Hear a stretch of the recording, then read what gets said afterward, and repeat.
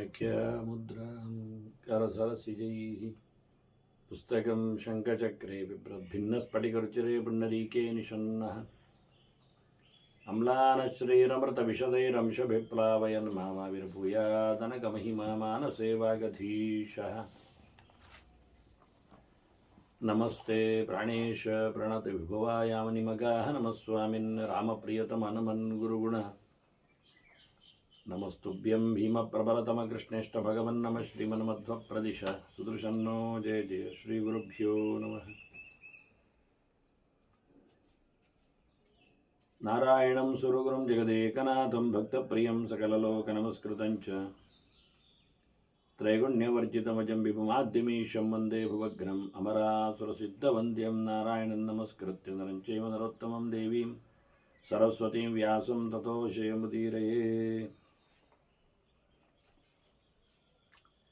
ವೇದವ್ಯಾಸರ ಮಹಾಭಾರತದ ಚಿಂತಕರಿಗೆ ವಂದನೆಗಳು. ಶಾಂತಿ ಪರ್ವದ 517ನೆಯ ಪ್ರವಚನ. ವೈಜಯಂತದಲ್ಲಿ ನೆಲೆಗೊಂಡ ಬ್ರಹ್ಮದೇವರೆಡೆಗೆ ಬಂದಿರುವ ಶಿವ ಅವನ ಏಕಾಂತದಲ್ಲಿನ ಚಿಂತನೆಯ ಬಗ್ಗೆ ಪ್ರಶ್ನಿಸಿದ್ದ.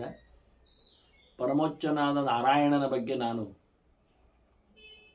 ಚಿಂತನೆ ಮಾಡ್ತಾ ಇರ್ತೇನೆ ದಿನ ಅಂತ ಹೇಳಿಕೊಂಡು ಬ್ರಹ್ಮದೇವ ತನ್ನ ದಿನಚರಿಯನ್ನು ಬಹಿರಂಗಪಡಿಸಿದ. ಶಿವ ಅಲ್ಲಿ ಹೋಗಿ ಕಂಡು ಮಾತಾಡಿಸಿದ್ದರಿಂದ ನಮಗೊತ್ತು. ಆ ಇತಿಹಾಸ ದಾಖಲೆಯಲ್ಲಿ ಬಂದದ್ದು. ಇಲ್ಲಿ ಮತ್ತೆ ಪ್ರಶ್ನೋತ್ತರದಲ್ಲಿ ವೈಶಂಪಾಯನರಲ್ಲಿ ಅದು ವ್ಯಾಸರು ಹೇಳಿ ಬಹಿರಂಗವಾದ್ದು. ಅಂತಹ ಭಗವಂತನ ಪಾರಮ್ಯವನ್ನು ತಿಳಿಸುತ್ತಾ ನಾರಾಯಣ ಅವನ ಎತ್ತರವನ್ನು ವಿಸ್ತರಿಸುತ್ತಾ ಚತುರ್ಮುಖನು ಪುರುಷಶ್ಚೈಕಃ ನಿರ್ಗುಣಃ ವಿಶ್ವರೂಪಃ ತಂ ಪ್ರಾವಿಶಂತಿ ಎಂದೂ ಗುಣತ್ರಯದಿಂದ ದೂರನಾಗಿರುವ ಆ ನೆಲೆಯಲ್ಲಿ ದೋಷ ದೂರ ಅಂತ ಅನಿಸಿಕೊಂಡ ಪುರುಷ ಒಬ್ಬನೇ ಇರುವುದು. ಅವನೇ ಪ್ರಧಾನನಾದಂತಹ ವ್ಯಕ್ತಿ ನಾರಾಯಣ. ಅವನೇ ಎಲ್ಲೆಡೆಯೂ ಸಹ ನೆಲೆಗೊಂಡಿದ್ದಾನೆ. ಇಡೀ ಜಗತ್ತನ್ನು ನಿರ್ಮಿಸಿದವನವನೇ. ಅವನೆಡೆಗೆ ಎಲ್ಲರೂ ಮತ್ತೆ ಪ್ರವೇಶವನ್ನು ಪಡೆಯುವುದು. ಮತ್ತೆ ಪ್ರವೇಶ ಪಡೆದಾಗ ಹಿತ್ವಾ ಗುಣಮಯಂ ಸರ್ವಂ ಕರ್ಮ, ಜೀವರು ತಮ್ಮ ಎಲ್ಲ ಗುಣ ಸಂಬಂಧಗಳನ್ನು ಕಳಚಿಕೊಂಡು ಅವರು ನಿರ್ಗುಣರಾಗಿ ಗುಣತ್ರಯ ರಹಿತರಾಗಿ ಶುದ್ಧರಾಗಿ ಭಗವಂತನಲ್ಲಿ ಪ್ರವೇಶವನ್ನು ಪಡೆಯುತ್ತಾರೆ. ಒಂದ್ಸರ್ತಿ ನಿರ್ಗಮನ ಆದ ಬಳಿಕ ಜೀವರೆಲ್ಲರೂ ತಮ್ಮ ಲಿಂಗದೇಹಗಳಿಂದ ಸೆಲ್ಸ್ ಬೀಜಗಳಂತೆ ಇಲ್ಲಿ ಮತ್ತೆ ಮೊಳಕೆಯೊಡೆದು ಸಾಧನೆಗಳನ್ನು ನಡೆಸಿ ಈ ಲೋಕದಲ್ಲಿ ಕೊನೆಗೆ ಅದನ್ನು ಕಳಚಿಕೊಂಡು ಭಗವಂತನಲ್ಲಿ ಪ್ರವೇಶ ಮಾಡ್ತಾರೆ. ತಿಳಿದು ಮಾಡುವ ಮೂಲಕ ಮುಕ್ತರು ಅನಿಸಿಕೊಳ್ಳುತ್ತಾರೆ, ಸುಖವನ್ನು ಅನುಭವಿಸುತ್ತಾರೆ. ಹೇಗೆ ಎಲ್ಲ ಅವನು ಕೇಳಿದ್ದ, ಜನಮೇಜಯ ಕೇಳಿದ್ದ, ಎಲ್ಲಕ್ಕೂ ಕಾರಣನಾದವನು ಯಾರು ಅನ್ನುವ ಹಾಗೆ. ಎಲ್ಲಕ್ಕೂ ಕಾರಣನಾದವ ಭಗವಂತ, ಅವನಿಂದಲೇ ಜಗತ್ತು ನಡೆಯುವಂಥದ್ದು ಬಂದದ್ದು ಜೀವರೆಲ್ಲರ ಸೃಷ್ಟಿ ಅಂತ. ಹೇಗೆ ಎಲ್ಲ ನೀರುಗಳಿಗೂ ಸಮುದ್ರವೇ ಆಶ್ರಯ ಆಗಿರುತ್ತದೆ, ಹಾಗೆ ಅನೇಕ ಪ್ರಕಾರಗಳಿಂದ ಅನೇಕಗಳ ದೃಷ್ಟಾಂತಗಳನ್ನು ಕೊಡುತ್ತಾರೆ. ಬೆಂಕಿ ಒಂದೇ ಆಗಿರುತ್ತದೆ, ಎಲ್ಲೆಡೆಯದು ನಡೆದಿರುತ್ತದೆ. ಗಾಳಿಯಂತೆ ಗಾಳಿಯೂ ಹಾಗೆ ಭಗವಂತನ ಅಸ್ತಿತ್ವವನ್ನು ಚಿಂತನೆ ಮಾಡ್ತಾ ಸೂರ್ಯನು ಒಬ್ಬನೇ ಇದ್ದುಕೊಂಡು ಇಡೀ ಜಗತ್ತಿಗೆ ಅವನು ಕಾರಣನಾಗಿರ್ತಾನೆ, ಬೆಳಕಿಗೆ, ಎಲ್ಲ ಬೆಳಕಿಗೆ.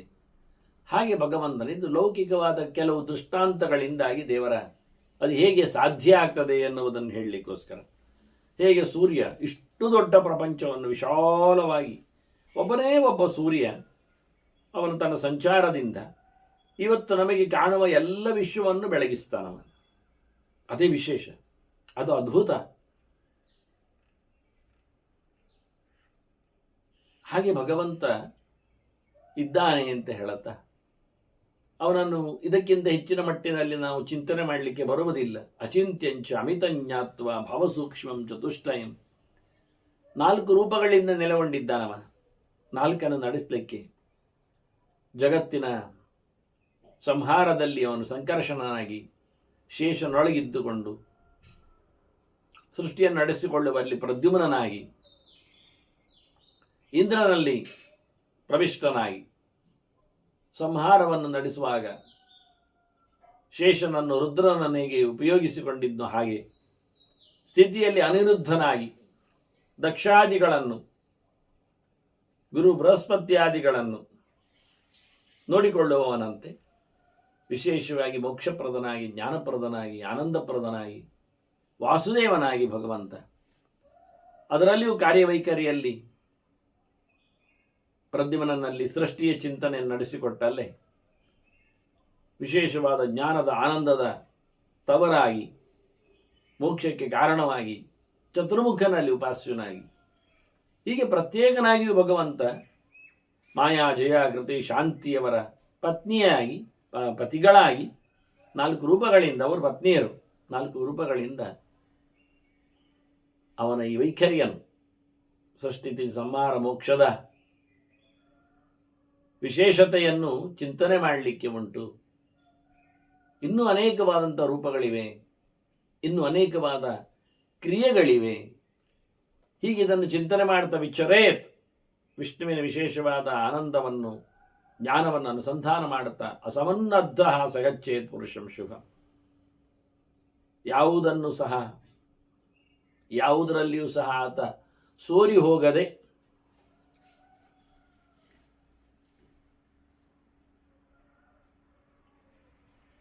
ಯಾವುದನ್ನು ಸಹ ಹಚ್ಚಿಕೊಳ್ಳದೆ ಯಾವುದನ್ನು ಸಹ ಮತ್ತೆ ಇತರವನ್ನು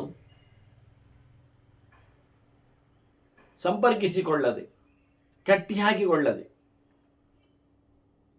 ಅಂಥವನು ಭಗವಂತನಲ್ಲಿ ಪ್ರವೇಶಕ್ಕೆ ಯೋಗ್ಯನಾಗ್ತಾನೆ. ಈ ಲೋಕವನ್ನು ಇತರ ಕಾಮನೆಗಳನ್ನು ಇತರ ತಪ್ಪುಗಳನ್ನು ಕರ್ಮಗಳನ್ನು ಎಲ್ಲ ಮಾಡಿಕೊಂಡವ ದೇವರಿಂದ ದೂರ ಆಗ್ತಾನೆ. ಇತರ ಲೋಕಗಳಿಗೆ ಸಾಗ್ತಾನೆ. ಇತರ ಬಯಕೆಗಳ ಬೆನ್ನ ಹಿಂದೆ ಆಯಾ ದೇವತೆಗಳ ಉಪಾಸನೆಯಲ್ಲಿ ತೆರಳುತ್ತಾನೆ. ಸ್ವಾರ್ಥಕ್ಕೋಸ್ಕರ ಅನ್ಯಾಯಗಳನ್ನು ಮಾಡುವ ಮೂಲಕ ನರಕಾದ್ಯ ಅನರ್ಥವನ್ನು ಪಡಿತಾನೆ. ಹೀಗಾಗಿ ಎಲ್ಲ ಕಟ್ಟುಪಾಡುಗಳಿಂದ ಕಳಚಿಕೊಂಡವನಾಗಿ ಭಗವಂತನನ್ನೇ ಪರಿಪೂರ್ಣವಾಗಿ ಚಿಂತನೆ ನಡೆಸುವವನಾಗಿದ್ದಾಗ ಅವನು ಉತ್ತಮವಾದ ಭಗವಂತನಲ್ಲಿ ಅವನ ಲೋಕದೆಡೆಗೆ ಸಾಗ್ತಾನು. ಜನ ಭಗವಂತನನ್ನು ಒಂದು ಅಂತಾರೆ ಸರಿ, ಆ ಒಂದು 2 ಪ್ರಕಾರದಲ್ಲಿ ಉಂಟು. ಒಂದು ಸರ್ವತ್ರ ವ್ಯಾಪ್ತವಾಗಿ ಒಂದಿರುವುದು, ಒಂದು ಎಲ್ಲವನ್ನು ನಡೆಸುತ್ತಾ ಎಲ್ಲರ ಒಳಗೆ ಇದ್ದುಕೊಂಡು ಪ್ರೇರಣೆ ಮಾಡುತ್ತಾ ಎಲ್ಲವನ್ನು ನಡೆಸಿಕೊಡುವ ಒಂದು ಎನ್ನುವುದು ಒಂದು. ಹೀಗೆ ಒಂದೇ ಎಲ್ಲೆಡೆ ತುಂಬಿ ಎಲ್ಲವನ್ನು ನಡೆಸಿಕೊಡುವುದು ಎನ್ನುವುದು ಸತ್ಯ. ವಿಶ್ವರೂಪನಾಗಿ ವ್ಯಾಪ್ತನಾಗಿ ಎಲ್ಲವೂ ವಿಶ್ವದ ಒಳಗೆ ಪ್ರವೇಶ ಮಾಡಿಕೊಂಡು ರೂಪಿಸುವಂತೆ ಕೆಲಸ ಮಾಡಿಸುವುದು ಅಷ್ಟೇ ಸತ್ಯ. ಹಾಗಾಗಿ ಆತ್ಮಾಂತರಾತ್ಮೇತಿ ಹರಿ ಏಕೇವ ದ್ವಿಧಾಸ್ಥಿತ ಎನ್ನುವ ಮಾತು, ಅವನು ಆತದತ್ವಾದ ಆತ್ಮ, ಸರ್ವತ್ರ ವ್ಯಾಪ್ತನಾಗಿ ಆತ್ಮ, ಅವನು ಅಂತಹ ಆತದತ್ವಾದ ಅಂತರಾತ್ಮ, ಅವನು ಒಳಗೆ ಪ್ರತಿಯೊಂದರಲ್ಲಿಯೂ ಒಳಗೆ ಸೇರಿಕೊಂಡು ತುಂಬಿದ್ದರಿಂದ ಅವನ ಆತ್ಮ. ಹೊರಗಿಯೂ ತುಂಬಿದ್ದಾನೆ, ಒಳಗೂ ತುಂಬಿದ್ದಾನೆ. ಅಂತರ ಬಹಿಷ್ಠ ಸರ್ವಂ ವ್ಯಾಪ್ಯ ನಾರಾಯಣ ಸ್ಥಿತ. ಹೀಗೆ ಒಂದನ್ನು 2 ಪ್ರಕಾರದಿಂದ ತಿಳಿಸ್ತಾರೆ ಅಂತ ಹೇಳಿ ಚಿಂತನೆಯನ್ನು ಚತುರ್ಮುಖ ಹೇಳ್ತಾನೆ. ಯಾಕೆಂದರೆ ಇಲ್ಲಿ ಆತ್ಮಶಬ್ದವೇ ವಿಶೇಷವಾದಂತಹ ಪರಿಚಾಯಕವಾದ ಶಬ್ದ.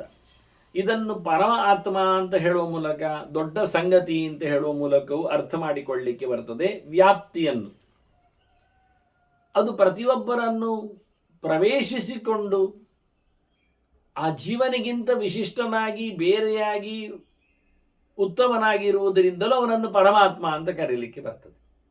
ಹಾಗಾಗಿ ಏಕಂ ಹಿ ಪರಮಾತ್ಮಾನಂ ಕೇಚಿದಿಚ್ಛಂತಿ ಪಂಡಿತ. ಇದೆರಡೂ ವೇದದ ಚಿಂತನೆಯಲ್ಲೇ ಬಂದಿರತಕ್ಕಂತಹ ಪಾಂಡಿತ್ಯದ ಸೊಗಸು. ಏಕಂ ಹಿ ಪರಂ ಆತ್ಮಾನಂ, ದೊಡ್ಡ ಸಂಗತಿಯಾಗಿ ಒಂದೇ ಜೀವನನ್ನು ಒಪ್ಪುವುದು ಸತ್ಯ. ಅಂದರೆ ಜೀವನೇ ಒಂದಲ್ಲ, ಅದು ಪರಂ ಉತ್ತಮವಾದದ್ದು, ಎಲ್ಲಕ್ಕಿಂತ ಮಿಗಿಲಾದದ್ದು. ಹಾಗಾಗಿ ಎಲ್ಲಕ್ಕಿಂತ ಮಿಗಿಲಾದದ್ದು ಉತ್ತಮವಾದದ್ದು ಅಂದಾಗ ಅದು ಜಾತಿಯಲ್ಲಿಂತ ಅರ್ಥದಲ್ಲಿ ಅಲ್ಲ, ಅದು ವ್ಯಕ್ತಿಯಲ್ಲಿ ಅಲ್ಲ, ವಾಸ್ತವವಾಗಿ ಅದು ಶಕ್ತಿಯಲ್ಲಿ. ಅಂದರೆ ಈಗ ಆತ್ಮರು ಅಂತ ಹೇಳುವ ಶಬ್ದ ಪ್ರಯೋಗ ಜೀವರಲ್ಲಿ ಹೆಚ್ಚು ನಮ್ಮ ಲೋಕದಲ್ಲಿ ಜೀವಲೋಕದಲ್ಲಿ ವಾಡಿಕೆ ಇದ್ದಾಗ ಅದರಲ್ಲಿ ದೇವರನ್ನು ನಾವು ಪರಮ ಆತ್ಮ, ಅಡ್ವಾನ್ಸ್ ಸೋಲ್ಸು, ದೊಡ್ಡ ಸಂಗತಿ ಅಂತ ಹೇಳುವ ಲೆಕ್ಕದಲ್ಲಿ ಅಲ್ಲ. ಅದನ್ನು ಪರಂ ಆತ್ಮ ಅಂತ ಹೇಳಲಿಕ್ಕೋಸ್ಕರ ಇಲ್ಲಿ ಪರಮ ಆತ್ಮಾನಂ ಅಂತ ಕರೆದು. ಪರಂ ಆತ್ಮಾನಂ, ಅವನು ವಿಲಕ್ಷಣ ಇದ್ದಾನೆ, ಬೇರೆ ಇದ್ದಾನೆ, ಉತ್ತಮನಿದ್ದಾನೆ. ಇದು ಬೇರೆ ಆತ್ಮ, ಇದು ಈ ಜಾತಿದ್ದಲ್ಲ ಇದು. ಆದರೆ ನಮಗೆ ಅರ್ಥ ಮಾಡಿಕೊಳ್ಳಿಕ್ಕೆ ಆಗುವುದಿಲ್ಲ. ಮತ್ತೆ ಜೀವನ ಒಳಗೆ ಇರ್ತಾನೆ. ಹಾಗಾಗಿ ಇಲ್ಲಿ ಅವನ ಗುಣಲಕ್ಷಣಗಳ ಚಿಂತನೆಯಲ್ಲಿ ನಾವು ಶಬ್ದ ಪ್ರಯೋಗ ಮಾಡಿದ್ದು ವಾಸ್ತವವಾಗಿ. ಹಾಗಾಗಿ ಶ್ರೈಷ್ಠ್ಯವನ್ನು ಹೇಳುವಾಗ ಅದರಲ್ಲಿದ್ದಂಥ ಗುಂಪಿನಲ್ಲಿದ್ದ ವ್ಯಕ್ತಿಯನ್ನು ಹೇಳುವುದಲ್ಲ, ಅವರಿಗಿಂತ ಮಿಗಿಲು ಅಂತ ಹೇಳುವ ಕ್ರಮ. ಸಾಮಾನ್ಯ ಧರ್ಮವನ್ನು ಇಟ್ಟುಕೊಂಡು ಮಾತಾಡಿದ್ದು ಅಂತ ಅರ್ಥ ಮಾಡಲಿಕ್ಕೂ ಆಗುವುದಿಲ್ಲ. ಅದೊಂದು ವಿಶಿಷ್ಟ. ಈಗ ಒಂದು ಸಿಂಹವನ್ನು ಇಟ್ಟುಕೊಂಡು ನಾವು ಕಾಡಿನಲ್ಲಿ, ಇದು ಭಾರಿ ಜೋರಿನ ಪ್ರಾಣಿ, ಎಲ್ಲ ಕಾಡಿನ ಸಿಂಹಗಳನ್ನು ಇದು ಮರ್ದನೆ ಮಾಡಿ ಕಾಡಿನಲ್ಲಿ ಆನೆಗಳನ್ನು ಹೇಳುವಾಗ ಹೇಳುವುದಿಲ್ವ, ಅದು ಒಡ್ಡಿ ಸಲಗವಾಗಿ ನಿಂತು ಎಲ್ಲ ಆನೆಗಳನ್ನು ಸಹ ಮೀರಿರ್ತದೆ, ಎಲ್ಲ ಆನೆಗಳ ಒಡೆಯನಾಗಿರ್ತದೆ, ಗುಂಪಿನಲ್ಲಿ ಶ್ರೇಷ್ಠವಾಗಿರ್ತದೆ ಅಂತ. ಹಾಗೆ ಸಿಂಹವನ್ನು ನಾವು ಹೇಳುತ್ತೇವೆ, ಎಲ್ಲ ಸಿಂಹಗಳಿಗಿಂತ ಇದು ಮಿಗಿಲು, ಸೀನಿಯರ್. ಇದು ಹೋದ ಬಳಿಕ ಇನ್ನೊಂದು ಜೂನಿಯರ್ ತಯಾರಾಗ್ತಾ ಉಂಟು, ಅದು ಇನ್ನೊಂದು ಅಂತ ತೋರಿಸ್ತಾರೆ. ಮಾಮೂಲಿ ಕ್ರಮ. ಇಷ್ಟೇ ಅಲ್ಲದೆ ಆ ಸಿಂಹಕ್ಕೆ ಅದು ಸಿಂಹೇಂದ್ರ ಮಾತ್ರ ಅಲ್ಲ, ಅದೀಗ ಮೃಗೇಂದ್ರ. ಯಾಕೆಂದರೆ ಕಾಡಿನ ಎಲ್ಲ ಪ್ರಾಣಿಗಳಿಗಿಂತಲೂ ಮಿಗಿಲಾಗಿದೆ ಅದೀಗ. ಸಿಂಹಗಳಲ್ಲಿ ಅಷ್ಟೇ ಶ್ರೇಷ್ಠ ಅಲ್ಲ, ಅದು ಮೃಗಗಳಲ್ಲಿ ಅದು ಶ್ರೇಷ್ಠ. ಈಗ ಯಾವ ಪ್ರಾಣಿಗಳು ಅದರ ಎದುರಲ್ಲಿ ತಾಕತ್ತಿಲ್ಲ ಅದಕ್ಕೆ. ಹಾಗಾದರೆ ಏನಾಯಿತು? ಅದು ಒಂದು ಮೃಗ ಆದ್ದರಿಂದ, ಸಿಂಹವು ಒಂದು ಮೃಗ ಆದ್ದರಿಂದ ಅದರ ಪಾಲಿನಲ್ಲಿ ಸೇರಿಸಿಕೊಂಡು ಅದನ್ನು ಮೃಗೇಂದ್ರ ಅಂತ ಕರೆದು. ಉಳಿದ ಪ್ರಾಣಿಗಳು ಅದರ ಜಾತಿಯಲ್ಲಿ ಇಲ್ಲ, ಕೆಲವು ಮಾತ್ರ ಸಿಂಹಗಳಾಗಿರುವುದು, ಕೆಲವು ಅಲ್ಲ. ಆದರೆ ಮೃಗಗಳು ಹೌದು. ಹೀಗೆ ಜಾತೀಯವಾಗಿಯೂ ವಿಜಾತೀಯವಾಗಿಯೂ ಶ್ರೇಷ್ಠ್ಯವನ್ನು ಹೇಳಲಿಕ್ಕೆ ಬರ್ತದೆ. ಆದರೆ ಇಲ್ಲಿ ದೇವರಲ್ಲಿ ಹೇಳುವಾಗ ಆಗಲ್ಲ. ಇಡೀ ಜಗತ್ತು ಜೀವಜಾತಗಳಿಂದ ತುಂಬಿದೆ. ದೇವರು ಎಲ್ಲ ಜೀವಜಾತಗಳಿಗಿಂತ ಬೇರೆ ಇದ್ದಾನೆ, ಆದರೆ ಅವುಗಳನ್ನೆಲ್ಲ ರೂಲ್ ಔಟ್ ಮಾಡ್ತಾ ಇದ್ದಾನೆ, ನೋಡಿಕೊಳ್ಳುತ್ತಾ ಇದ್ದಾನೆ, ಅಧಿಕಾರಿಯಾಗಿದ್ದಾನೆ. ಇತರ ಮೃಗಗಳಿಗೆಲ್ಲ ಸಿಂಹ ಹೇಗೆ ಒಡೆಯ ಆಗಬಹುದು ಹಾಗೆ. ಆದರೆ ಅದರಲ್ಲಿ ಒಂದು ಮೃಗತ್ವ ಅಂತ ಧರ್ಮ ಇರ್ತದೆ. ಪ್ರಾಣಿ ಅಂತ ಹೌದದು, ನಾಲ್ಕು ಕಾಲಿಯದ ಎನ್ನುವುದು ಹೌದು. ಇದು ಅದೂ ಅಲ್ಲ ದೇವರು. ಅಂತಹ ಸಮಾನ ಚಿತ್ವ ಎನ್ನುವುದೊಂದು ಸಮಾನ ಧರ್ಮ ಅಂತ ಹೇಳುವುದು. ಆದರೆ ದೇವರಲ್ಲಿ ಇರತಕ್ಕ ಚಿತ್ವವೇ ಬೇರೆ. ನಿತ್ಯೋ ನಿತ್ಯಾನಾಂ ಚೇತನಶ್ಚೇತನಾನಾಂ ಅಂತ ಹೇಳಿಕೊಳ್ಳಬಲ್ಲಿ ದೇವರು ಇದೇ ಪ್ರಕಾರದ ಚೇತನ ಅಲ್ಲ. ಅವನು ಪ್ರಾಕೃತವಾದ ಭೌತವಾದ ಪದಾರ್ಥಗಳಿಗೆ ಅಂಟಿಕೊಳ್ಳುವ ಚೇತನ ಅಲ್ಲ. ಈ ಚಿತ್ತಿಗೂ ಆ ಚಿತ್ತಿಗೆ ಇರತಕ್ಕಂಥ ಡಿಫರೆನ್ಸಿಯನ್ನು ಕೇಳಿದರೆ, ಈ ಜೀವ ಎನ್ನುವ ಚಿತ್ತು ಅವನು ಜಡದ ಸಂಪರ್ಕಕ್ಕೆ ಒಳಗಾಗ್ತಾನೆ. ಅನಾದಿ ಕಾಲದಿಂದಲೂ ಅವನಿಗೆ ಜಡಭೂತವಾಗಿರತಕ್ಕಂಥ ಲಿಂಗದೇಹದ ಅಂಟು ನಂಟು ಇದ್ದಿರ್ತು. ಕಳಚಿಕೊಳ್ಳುವಂಥದ್ದು ಹೌದು, ಆದರೆ ಕಳಚಿ ಹೋಗದೇ ಇದ್ದದಿತ್ತಲ್ಲ. ಹಾಗಾದರೆ ಈ ಜೀವಕ್ಕೆ, ಈ ಚಿತ್ತಿಗೆ ಜಡದ ಸ್ಪರ್ಶ, ಲೇಪ ಶಬ್ದ ಪ್ರಯೋಗ ಮಾಡುವ ಆಗ್ತದೆ, ಆದರೆ ದೇವರಿಗೆ ಇಲ್ಲ. ಆದ್ದರಿಂದ ಅಂತಹ ಚಿತ್ತಲ್ಲದು ಅಂತಾಯಿತು. ಹಾಗಾಗಿ ಅವನನ್ನು ನಾವು ಬಿಂಬ ಅಂತ ಹೇಳಿಕೊಂಡು ಇದನ್ನು ಪ್ರತಿಬಿಂಬ ಹೇಳುವಾಗ ಪ್ರತಿಬಿಂಬದಾಗಿ ಬಿಂಬ ಉಂಟು ಅಂತಲ್ಲ, ಪ್ರತಿಬಿಂಬಕ್ಕೆ ಬೇಕಾಗಿರತಕ್ಕ ಕೆಲವು ಧರ್ಮಗಳು ಅದರಲ್ಲಿ ಕಾಣುತ್ತದೆ ಅಂತ. ಜ್ಞಾನ ಯೋಗ್ಯತಾ, ಆನಂದ ಯೋಗ್ಯತಾ ಇದ್ದಾಗಿ ಹೀಗೆಲ್ಲ ಯಾವುದೋ ಅತ್ಯಲ್ಪವಾದಂತಹ ನೆಲೆಯಲ್ಲಿ ಸಮೀಕರಣ ಮಾಡಲಿಕ್ಕೆ ಹೋಗಿ ನಾವು ಆತ್ಮಶಬ್ದದ ಪ್ರಯೋಗ ಮಾಡಿ ಸಿಕ್ಕಿಬೀಳುತ್ತೆ. ನಿಜವಾಗಿ ಅವನಿಗೆ ಪ್ರಯೋಗವಾದದ್ದು ಇವತ್ತು ರೂಢಿಗೆ ಇದು ಬರಲಿಕ್ಕೆ ಹೋಗಿ ಸಿಕ್ಕಿಬೀಳುತ್ತದೆ. ಆದರೆ ಇವರು ಅದನ್ನು ಸ್ಪಷ್ಟಪಡಿಸಲಿಕ್ಕೆ ಚತುರ್ಮುಖ ಶಿವನಲ್ಲಿ ಹೇಳುತ್ತಾನೆ, ಈ ಪರಮಾತ್ಮ ಶಬ್ದ ಉಂಟಲ್ಲ, ಇದನ್ನು ಕೆಲವರು ಏಕಾಧ್ಯಾತ್ಮಂ ತದ ಆತ್ಮಾನಂ ಅಪರೇ ಅಧ್ಯಾತ್ಮ ಚಿಂತಕ, ಅಧ್ಯಾತ್ಮದ ಚಿಂತನೆ ಮಾಡುವವರು ಈ ಅಧ್ಯಾತ್ಮನನ್ನು, ಭಗವಂತನನ್ನು ಅಧ್ಯಾತ್ಮ ಆತ್ಮ ಅಂತ ಕರೀತಾರೆ. ಏಕಾತ್ಮ ಅಂತ ಹೇಳ್ತಾರೆ. ಒಂದೇ ಆತ್ಮ ಅಂತ. ಒಂದೇ ಆತ್ಮ ಅಂದರೆ ಅಧಿಕ ಆತ್ಮನಾಗಿ. ಅಧ್ಯಾತ್ಮ ಅಂದರೆ ಇನ್ನು ಎರಡು ಅರ್ಥ ಅದಕ್ಕೂ ಸಹ. ಅಧಿಕ ಆತ್ಮ ಅಂತ, ಆತ್ಮರಲ್ಲಿ ಅಧಿಕನಾಗಿದ್ದಾನೆ, ಆದ್ರಿಂದ ಅಧ್ಯಾತ್ಮ ಅಂತ ಒಂದು ಅರ್ಥ. ಪುರುಷೋತ್ತಮ ಹೇಳೋ ಶಬ್ದದಂತೆ ಪುರುಷರಲ್ಲಿ ಶ್ರೇಷ್ಠನಾದರಿಂದ ಪುರುಷೋತ್ತಮ ಇದ್ದಾಗೆ ಅಧಿಕ ಎಲ್ಲಿ ಆತ್ಮಸು, ಆತ್ಮರಲ್ಲಿ ಅಧಿಕನಿದ್ದಾನೆ ಅಂತ. ಇನ್ನೊಂದು ಅರ್ಥ ಆತ್ಮಾನಂ ಅಧಿಕೃತ್ಯ ಅಂತ, ಆತ್ಮನಲ್ಲಿ ಇದ್ದಾನೆ. ಪ್ರತಿಯೊಂದು ಆತ್ಮನನ್ನು ಸಹ, ಆತ್ಮನಃ ಬೇಕಾದರೆ ಬಹುವಚನ ಆದರೆ, ಪ್ರತಿಯೊಂದು ಆತ್ಮರಲ್ಲಿಯೂ ನೆಲೆಗೊಂಡದ್ದರಿಂದ ಅಧಿಕೃತ್ಯ ಪ್ರವೃತ್ತಂ ಹೇಳಿಕೊಳ್ಳುವ ಹಾಗೆ ಅಲ್ಲಿ ಅಧಿಷ್ಠಾನವನ್ನು ಪಡೆದಿದ್ದಾನವನು, ಅಧ್ಯಸ್ಥನಾಗಿ ನಿಂತಿದ್ದಾನಲ್ಲಿ. ಅಧಿಕವಾಗಿ ಇದ್ದಾನೆ ಹೇಳುದು ಅಧ್ಯಾಸ, ನಾವು ಅಧ್ಯಾಸ ಮಾಡಿದ್ದಲ್ಲ, ಇರುವುದು. ಹಾಗಾಗಿ ಅಧ್ಯಾತ್ಮ ಶಬ್ದದಲ್ಲಿ ಎರಡು ಅರ್ಥ ಇದೆ. ಎರಡು ಅರ್ಥದಲ್ಲಿ ಚಿಂತನೆಯನ್ನು ಕೊಡ್ತಾನೆ ಇಲ್ಲಿ. ಏಕಾತ್ಮ, ಏಕಾತ್ಮಾನು, ಏಕಾತ್ಮಾನಂ ತಥಾತ್ಮಾನಂ, ಏಕಾಧ್ಯಾತ್ಮಂ ತಥಾತ್ಮಾನಂ. ಆತ್ಮನಲ್ಲಿ ಅಧಿಕೃತ್ಯ ಅಲ್ಲಿ ಅಥವಾ ಅಧಿಷ್ಠಾನವನ್ನು ಪಡೆದುಕೊಂಡು ಅವನಲ್ಲಿ ಅಧಿಕರಣದ ಸಪ್ತಮಿ ಅದು, ಅಲ್ಲಿರ್ಲಿಕ್ಕೆ ಹೋಗಿ ಆತ್ಮನಲ್ಲಿ ಅವನು ಇದ್ದಾನೆ ಅಂತ. ಆದ್ರಿಂದ ಅಧ್ಯಾಸ್ತೆ ಅಂತ,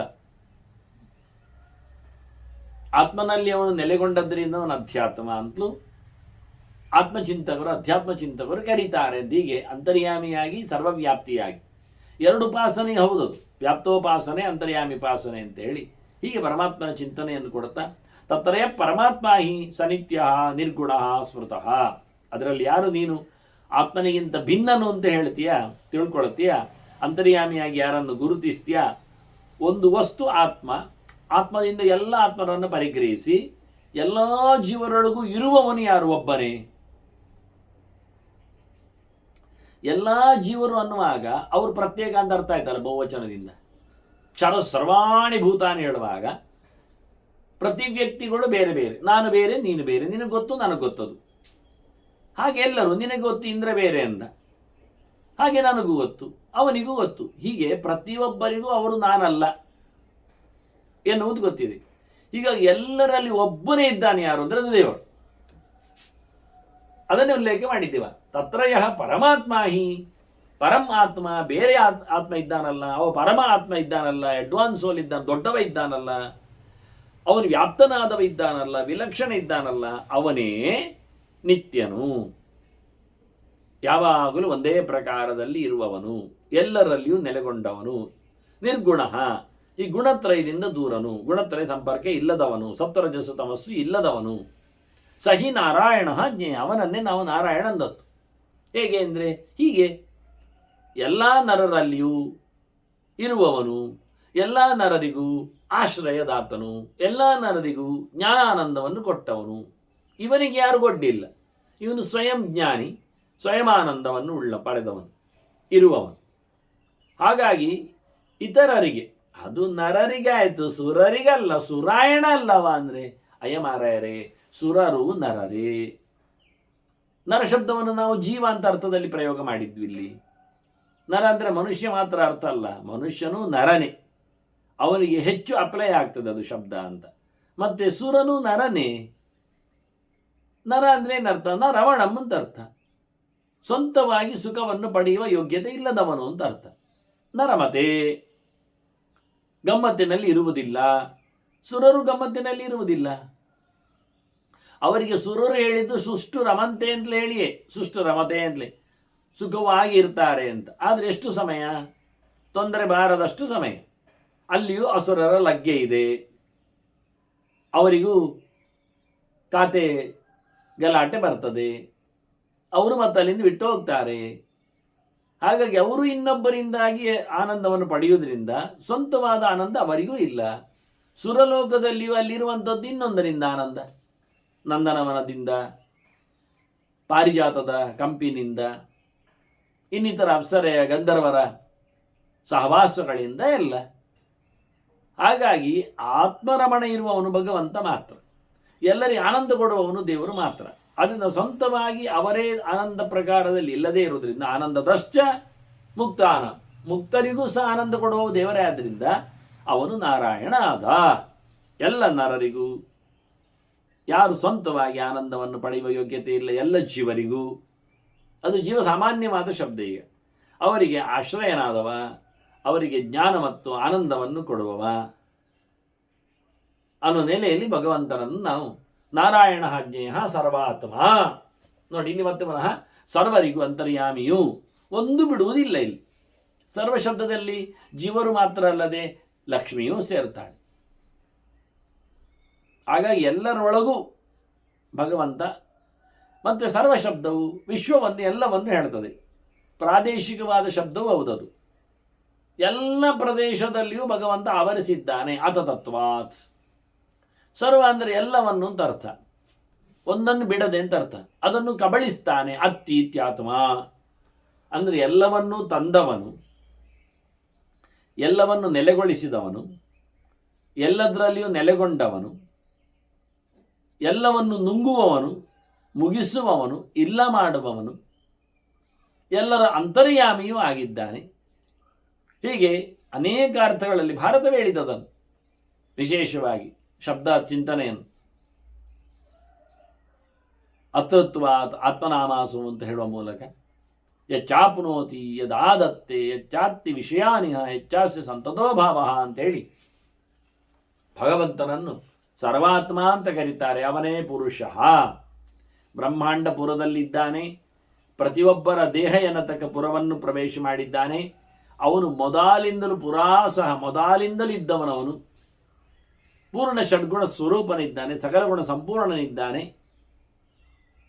ಜಗತ್ತಿನಲ್ಲಿ, ವಿಶ್ವದಲ್ಲಿ ಆರಾಮವಾಗಿ ಯೋಗನಿದ್ರೆಯಲ್ಲಿ ನೆಲೆಗೊಂಡವನು ಅವನ ಶೇತೆ, ಪುರುಷೇತೆ. ಹಾಗಾಗಿ ಪುರುಷನಾದ ಭಗವಂತವನು ಅವನೇ ಇದ್ದಾನೆ ಅನ್ನುವ ಚಿಂತನೆಯನ್ನು ಮಾಡ್ತಾ, ನಲಿಪ್ಯದೆ ಬಲೈಶ್ಚಾಭಿ ಪದ್ಮವತ್ರ ಮೀಮಾಂಸ. ಇಲ್ಲಿದ್ದಾಗ ಇದರಲ್ಲಿ ಆಗಿರತಕ್ಕಂತಹ ಬದಲಾವಣೆಗಳಿಂದ, ವಿಕಾರಗಳಿಂದ ಯಾವುದರಿಂದಲೂ ಭಗವಂತನಿಗೆ ಲೇಪ ಇಲ್ಲ. ಅದು ಹೇಗೆ ಅಂದರೆ ಮತ್ತೆ ಲೋಕದ ಒಂದು ದೃಷ್ಟಾಂತ, ಮತ್ತೆಂಥದಿಲ್ಲ, ಸಣ್ಣ ದೃಷ್ಟಾಂತ. ಕೆರೆಯ ತಾವರೆಯ ಎಲೆ ಹೇಗೆ ನೀರಿನ ಪಸೆಯನ್ನು ಅಪ್ಪಿಕೊಳ್ಳುವುದಿಲ್ಲವೋ ಅಂಟಿಸಿಕೊಳ್ಳುವುದಿಲ್ಲವೋ ಹಾಗೆ ಅಷ್ಟೇ. ಅದು ನೀರಲ್ಲಿದೆ ಸತ್ಯ, ನೀರನ್ನು ಮುಟ್ಟಿಕೊಂಡಿದೆ ಎನ್ನುವುದು ಸತ್ಯ. ಆದರೆ ನಾವು ಎಲೆಯನ್ನು ಪರಿಗಿಸಿದರೆ ಅದರಲ್ಲಿ ನೀರಿನ ಪಸೆಯೇ ಕಾಣುವುದಿಲ್ಲ. ಅಷ್ಟು ಎಳೆದೋಗ್ತದೆ ನೀರಿನ ಪಸೆ. ಉರುಟು ಬಿಂದುವಾಗಿ ಬಹಳ ಚಂದವಾಗಿ ಗೋಲಗೋಲವಾಗಿ ಆ ಪತ್ರೆಯಲ್ಲಿ ನೀರನ್ನು ನಾವು ನಿಲ್ಲಿಸಲಿಕ್ಕೆ ಬರ್ತದೆ. ಆಗ ಸೂರ್ಯನ ಬೆಳಕು ಅದರಲ್ಲಿ ಬಹಳ ಚಂದವಾಗಿ ರಿಫ್ಲೆಕ್ಷನ್ ಆಗಿ ಇಡೀ ಉರುಟು ಸೂರ್ಯ ಕಂಡಾಗಿ ಕಾಣ್ತದೆ. ಆದರೆ ಚೂರು ನಮ್ಮ ಕೈ ಅಲುಗಾಡಿತೋ ಆ ಪತ್ರೆಯಲ್ಲಿ ಒಂದು ತುಣುಕು, ಒಂದು ಬಿಂದು ನೀರು ನಿಲ್ಲುವುದಿಲ್ಲ, ಪಸೆ ಕಾಣುವುದಿಲ್ಲ, ಒದ್ದೆ ಅನ್ನಿಸುವುದಿಲ್ಲ.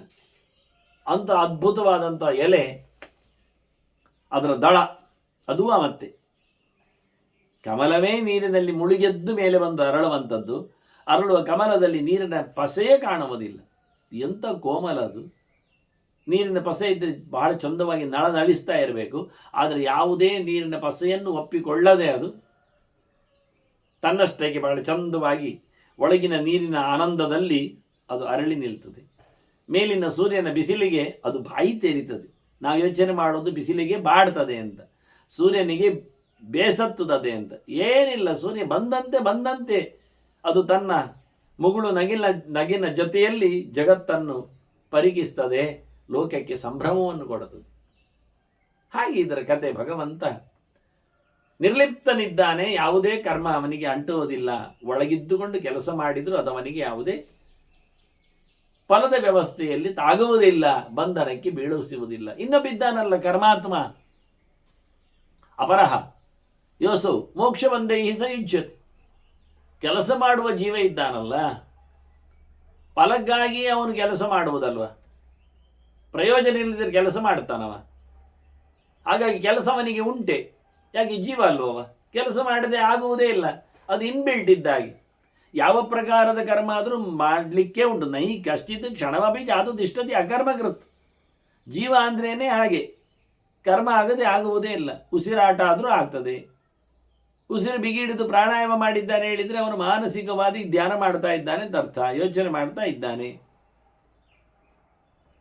ಹಾಗಾಗಿ ಒಬ್ಬ ಕ್ರಿಯೆ ಇಲ್ಲದೆ ಇರುವುದೇ ಇಲ್ಲ 24 ಗಂಟೆಯೂ 7 ದಿನವೂ. ಆದರೆ ಅವನನ್ನು ನಾವು ಕರ್ಮಾತ್ಮ ಅಂತ ಕರಿತೇವೆ. ಸ್ಪೆಷಲ್ ಅವನಿಗೆ ಅರ್ಥ ಮಾಡಲಿಕ್ಕೆ ಹೇಳತಕ್ಕ ಶಬ್ದ ಇದು. ಅವನು ಕೇವಲ ಆತ್ಮ ಅಲ್ಲ, ಅವನು ಕರ್ಮಾತ್ಮ. ಬಾರ್ ಲಾಯ್ಕೊಂಡು ಶಬ್ದ ಕರ್ಮಾತ್ಮ, ಕ್ರಿಯಾಶೀಲ, ಕರ್ಮಜೀವ. ಒಳ್ಳೆಯದು, ಅವನು ದೊಡ್ಡ ಸಂಗತಿ ಅದು. ಸಾಮಾನ್ಯವಾಗಿ ಕರೀತಾರೆ ಜೀವಿ ಅಂತ ಹೇಳಿಕೊಂಡು, ಅವನು ಕರ್ಮಜೀವಿ ಅಂತೇಳಿ, ಕೆಲಸ ಮಾಡುವವನು ಅಂತ. ಸಾಮಾನ್ಯ ಅಲ್ಲವ, ಭೋಗಜೀವಿ ಅಲ್ಲ, ತಿಂದು ಬದುಕುವುದಲ್ಲವ, ಖಾಲಿ ತಿನ್ನಲಿಕ್ಕೋಸ್ಕರ ಮಾತ್ರ ಬದುಕುವುದಲ್ಲವ, ಕೆಲಸ ಮಾಡಿ ತಿಂದು ಬದುಕ್ತಾನೆ ಎನ್ಲಿ ಒಳಗಡೆ ಅವನು ಭೋಗಜೀವಿ ಅಲ್ಲ, ಸುಖಜೀವಿ ಅಲ್ಲವ, ಅವ ಶ್ರಮಜೀವಿ. ಕರ್ಮಜೀವಿ ಅಂದರೆ ಶ್ರಮಜೀವಿ, ಅವನು ಕೆಲಸ ಮಾಡ್ತಾನೆ, ದುಡಿತಾನೆ. ದುಡಿಯುವುದು ಯಾಕೆ ಅಂದರೆ ಬದುಕಲಿಕ್ಕೆ, ಮತ್ತೆಂದು. ಹಾಗಾಗಿ ದೇವರು ಉಸಿರಾಡುವುದು ಇಲ್ಲ, ಅವನು ಯಾವುದೇ ಕರ್ಮಗಳ ಅಪೇಕ್ಷೆ ಇಲ್ಲ. ಹಾಗಾಗಿ ಅವನು ನಿಷ್ಕ್ರಿಯ ಅಂತ ಕರೆಯಲ್ಪಡ್ತಾನೆ. ತನಗಾಗಿ ಏನು ಮಾಡದೇ ಇರುವುದರಿಂದ, ಮಾಡಿದರೆ ಯಾವುದರ ಫಲವನ್ನು ತಾನು ಪಡೆಯದೇ ಇರುವುದರಿಂದ ಕ್ಯಾಶ್ ಮಾಡಿಕೊಳ್ಳುವುದೇ ಇಲ್ಲ ಅವನು. ಅದನ್ನು ಈ ಜೀವನು ಕರ್ಮಾತ್ಮನು, ಅವನು ಎಲ್ಲ ಕೆಲಸ ಮಾಡ್ತಾನೆ. ಇವನು ಅಪರನು, ಇವನು ಬೇರೆ, ಭಗವಂತನಿಂದಾಗಿ ನೆಲೆಗೊಂಡವನು. ಅವನ ಅಸ್ತಿತ್ವ ದೇವರಿಂದಾಗಿ ಉಂಟು, ಅವನ ಪ್ರತಿಬಿಂಬನಾಗಿದ್ದಾನೆ. ಅವನು ಮೋಕ್ಷ ಮತ್ತು ಬಂಧಕ್ಕೆ ನಿಲುಕಿದ್ದಾನೆ, ಸೇರಿದ್ದಾನೆ. ಈಗ ಸಿಕ್ಕಿಬಿದ್ದಿದ್ದಾನೆ, ಮುಂದೆ ದೇವರಿಂದ ಅನುಗ್ರಹವನ್ನು ಪಡೆದು ಮೋಕ್ಷವನ್ನು ಪಡಿತಾನೆ. ಅವನಿಗೆ ಈ ಮೋಕ್ಷಕ್ಕಾಗಿ ಇಲ್ಲಿ ಬಂದಿರತಕ್ಕಂಥ ಬಂಧ ಹೇಗಿರ್ತದೆ ಕೇಳಿದರೆ, ಅವನಿಗೆ 17 ಷೋಡಶಕಲ ಪುರುಷ ಅಂತ ಕ್ರಮ ಅಲ್ವ, ಜೀವನಿಗೆ 16 ವೇಲಿಗಳುಂಟು ಅಂತ. ಹಾಗೆ ಇವನಿಗೆ 17ರ ರಾಶಿಯಲ್ಲಿದ್ದಾನವ. ಸಪ್ತದಶಕೇನಾಪಿ ರಾಶಿನ ಯುಜ್ಯತೆ ಸಹ. ಈ ಜೀವನಿಗೆ 17 ಉಂಟು. ಜೀವನ ಬೇಕಾದ್ರೆ ನೀವು 18ರ ಮಂದಿಟ್ಕೊಳ್ಳಿ, ದೇವರ ಲೆಕ್ಕಾಚಾರ ಬೇಕಾದರೆ ಬಿಡಿ. ಇವನಿಗೆ 17 ಯಾವುದು ಅಂದರೆ, ಪಂಚಭೂತಗಳಂತೂ ಉಂಟಲ್ಲ ಮಾಮೂಲಿ. ಪಂಚಭೂತಗಳ ಜೊತೆಯಲ್ಲಿ ಅದನ್ನು ಅನುಭವಿಸಿಕೊಳ್ಳಿಕ್ಕೆ 10 ಇಂದ್ರಿಯಗಳು ಕೊಟ್ಟಿದ್ದಾನಲ್ಲ ದೇವರು, ಅದನ್ನಿಟ್ಟುಕೊಂಡಿದ್ದಾನೆ. ಹಾಗಾದರೆ ಮಣ್ಣಿನಲ್ಲಿರತಕ್ಕ ಗಂಧ, ಕಂಪು ಅದನ್ನು ಅನುಭವಿಸಿಕೊಳ್ಳಿಕ್ಕೆ ಅವನಲ್ಲಿ ಮೂಗು, ಜ್ಞಾನೇಂದ್ರಿಯಗಳು, ಪಂಚ ವಿಷಯಗಳು, ಪಂಚಭೂತದ ಗುಣಲಕ್ಷಣಗಳು, ಅದನ್ನು ಅನುಭವಿಸುವಲ್ಲಿ ಪಂಚ ಜ್ಞಾನೇಂದ್ರಿಯಗಳು, ಅದರ ಜೊತೆಯಲ್ಲಿ ಅದನ್ನು ಉಪಯೋಗಿಸಿಕೊಳ್ಳಲು ಯೋಗ್ಯವಾಗುವಂತೆ ಕರ್ಮೇಂದ್ರಿಯಗಳು 5. ಅದನ್ನು ಹಿಡಿದು ಮೂಸ್ತಾನೆ, ಪುಷ್ಪವನ್ನು ತಂದು. ಹಾಗಾಗಿ ಏನಾಯಿತು, ಕರ್ಮ ಬೇಕವನಿಗೆ. ಅವನು ಅಕ್ಕಿಯನ್ನು, ಭತ್ತವನ್ನು ಅಡುಗೆ ಮಾಡಿ ತಿಂತಾನೆ. ಹಾಗಾದರೆ ಅಲ್ಲಿವರೆಗೆ ಹೋಗಲಿಕ್ಕೆ ಅವನಿಗೆ ಕಾಲು ಬೇಕು, ಮುರಿಲಿಕ್ಕೆ ಕೈ ಬೇಕು. ಹಾಗಾಗಿ ಪಂಚಭೂತಗಳ ಮಣ್ಣು, ನೀರು, ಬೆಂಕಿಗಳ ಜೊತೆಯಲ್ಲಿ ಅಡುಗೆ ಆಗಲು ಹೋಗಿ ಕೈ ಕಾಲುಗಳ ವ್ಯಾಪ್ತಿಯಲ್ಲಿ ಅದು ಬಾಯೊಳಗೆ ನಿಲುಕಿ, ಅದು ಮತ್ತೆ ನಾಳೆ ಪುನಃ ತಿನ್ನಲಿಕ್ಕೆ ಬೇಕವನಿಗೆ, ಹೌದು. ನಾಳೆದ್ದು ಪುನಃ ತಿನ್ನಲಿಕ್ಕೆ ಬೇಕವನಿಗೆ, ಹೌದು. ವಾರಕ್ಕೆ ಬೇಕು, ತಿಂಗಳಿಗೆ ಬೇಕು, ವರ್ಷಕ್ಕೆ ಬೇಕು ತಿನ್ನಲಿಕ್ಕೆ, ಹೌದು. ಮತ್ತೆ ತಿನ್ನುವುದು ಎಲ್ಲಿ ಅವ? ಇಡೀ ಗದ್ದೆಯನ್ನು ಹೊಟ್ಟೆಯಲ್ಲಿ ಎಲ್ಲಿಟ್ಟುಕೊಳ್ಳುತ್ತಾನೆ. ಹಾಗಾಗಿ ಏನು ಮಾಡ್ತಾನೆ, ಪ್ರತಿನಿತ್ಯ ತಿಂದದ್ದನ್ನು ಹೊರಗೆ ಹಾಕ್ತಾನೆ. ಅದು ಹೇಳಿ. ಇಲ್ಲದಿದ್ದರೆ ನಾಳೆ ಹೇಗೆ ತಿನ್ಲಿಕ್ಕೆ ಹೋಗ್ತಾನೆ? ಅವನಿಗೆ ಗೊತ್ತುಂಟು ನಾಳೆ ತಿನ್ನಲಿಕ್ಕೆ ಹೋಗಬೇಕು, ಇಟ್ಟು ಬಂದಿದ್ದಾನವ, ನೋಡಿ ಬಂದಿದ್ದಾನೆ, ಮಾರ್ಕ್ ಮಾಡಿ ಬಂದಿದ್ದಾನೆ, ಹೇಳಿ ಬಂದಿದ್ದಾನೆ, ಡಿಕ್ಲರೇಷನ್ ಕೊಟ್ಟಿದ್ದಾನೆ. ಮತ್ತೆ ಅವ ನೋಡಿ, ಒಂದು ಇಂಚ್ 1 ಸೆಂಟಿಮೀಟರ್ ಇನ್ನೊಬ್ಬರಿಗೆ ಜಾಗ ಬಿಡುವುದಿಲ್ಲ ಅಂತ ಮಾಡಿ ಬಂದಿದ್ದಾನೆ. ಬೇಲಿಯೆಲ್ಲ ಹಾಕಿ, ಅದಕ್ಕೆ ಮುಳ್ಳಿಯೆಲ್ಲ ಕಂತಿಸಿ, ಇಷ್ಟೆಲ್ಲ ಅಪಚಾರ ಮಾಡಿ ಬಂದಿದ್ದಾನೆ ಭೂಮಿಗೆ. ಯಾಕೆ? ನಾಳೆ ತಿಂತೇನೆ ಅಂತ. ಅದಕ್ಕೆ ಇವತ್ತು ಖಾಲಿ ಮಾಡಬೇಕು. ಖಾಲಿ ಮಾಡಲಿಕ್ಕೆ ಮತ್ತೆ ಯಥಾ ಪ್ರಕಾರ ಮಲಮೂತ್ರ ಇಂದ್ರಿಯಗಳು ಬೇಕಾಗ್ತದೆ. ನೋಡಿ, ಕರ್ಮೇಂದ್ರಿಯದ ಲಕ್ಷಣ ಕೈ ಕಾಲು ಸಾಕಲ್ಲ ಹೇಳ್ಬೋದು ನೀವು, ಕೈ ಕೆಲಸ ಮಾಡಲಿಕ್ಕೆ, ಕಾಲು ಹೋಗಲಿಕ್ಕೆ ಅಂತ, ಓಡಾಡಿಕೊಳ್ಳಲಿಕ್ಕೆ ಅಂತ. ಅದು ಆಗಲಿಲ್ಲ. ಅದರ ಜೊತೆಯಲ್ಲಿ ಮಲಮೂತ್ರಗಳು ವಿಸರ್ಗ ಮಾಡಲಿಕ್ಕೆ ಬೇಕೇ ಬೇಕು ದಿನ.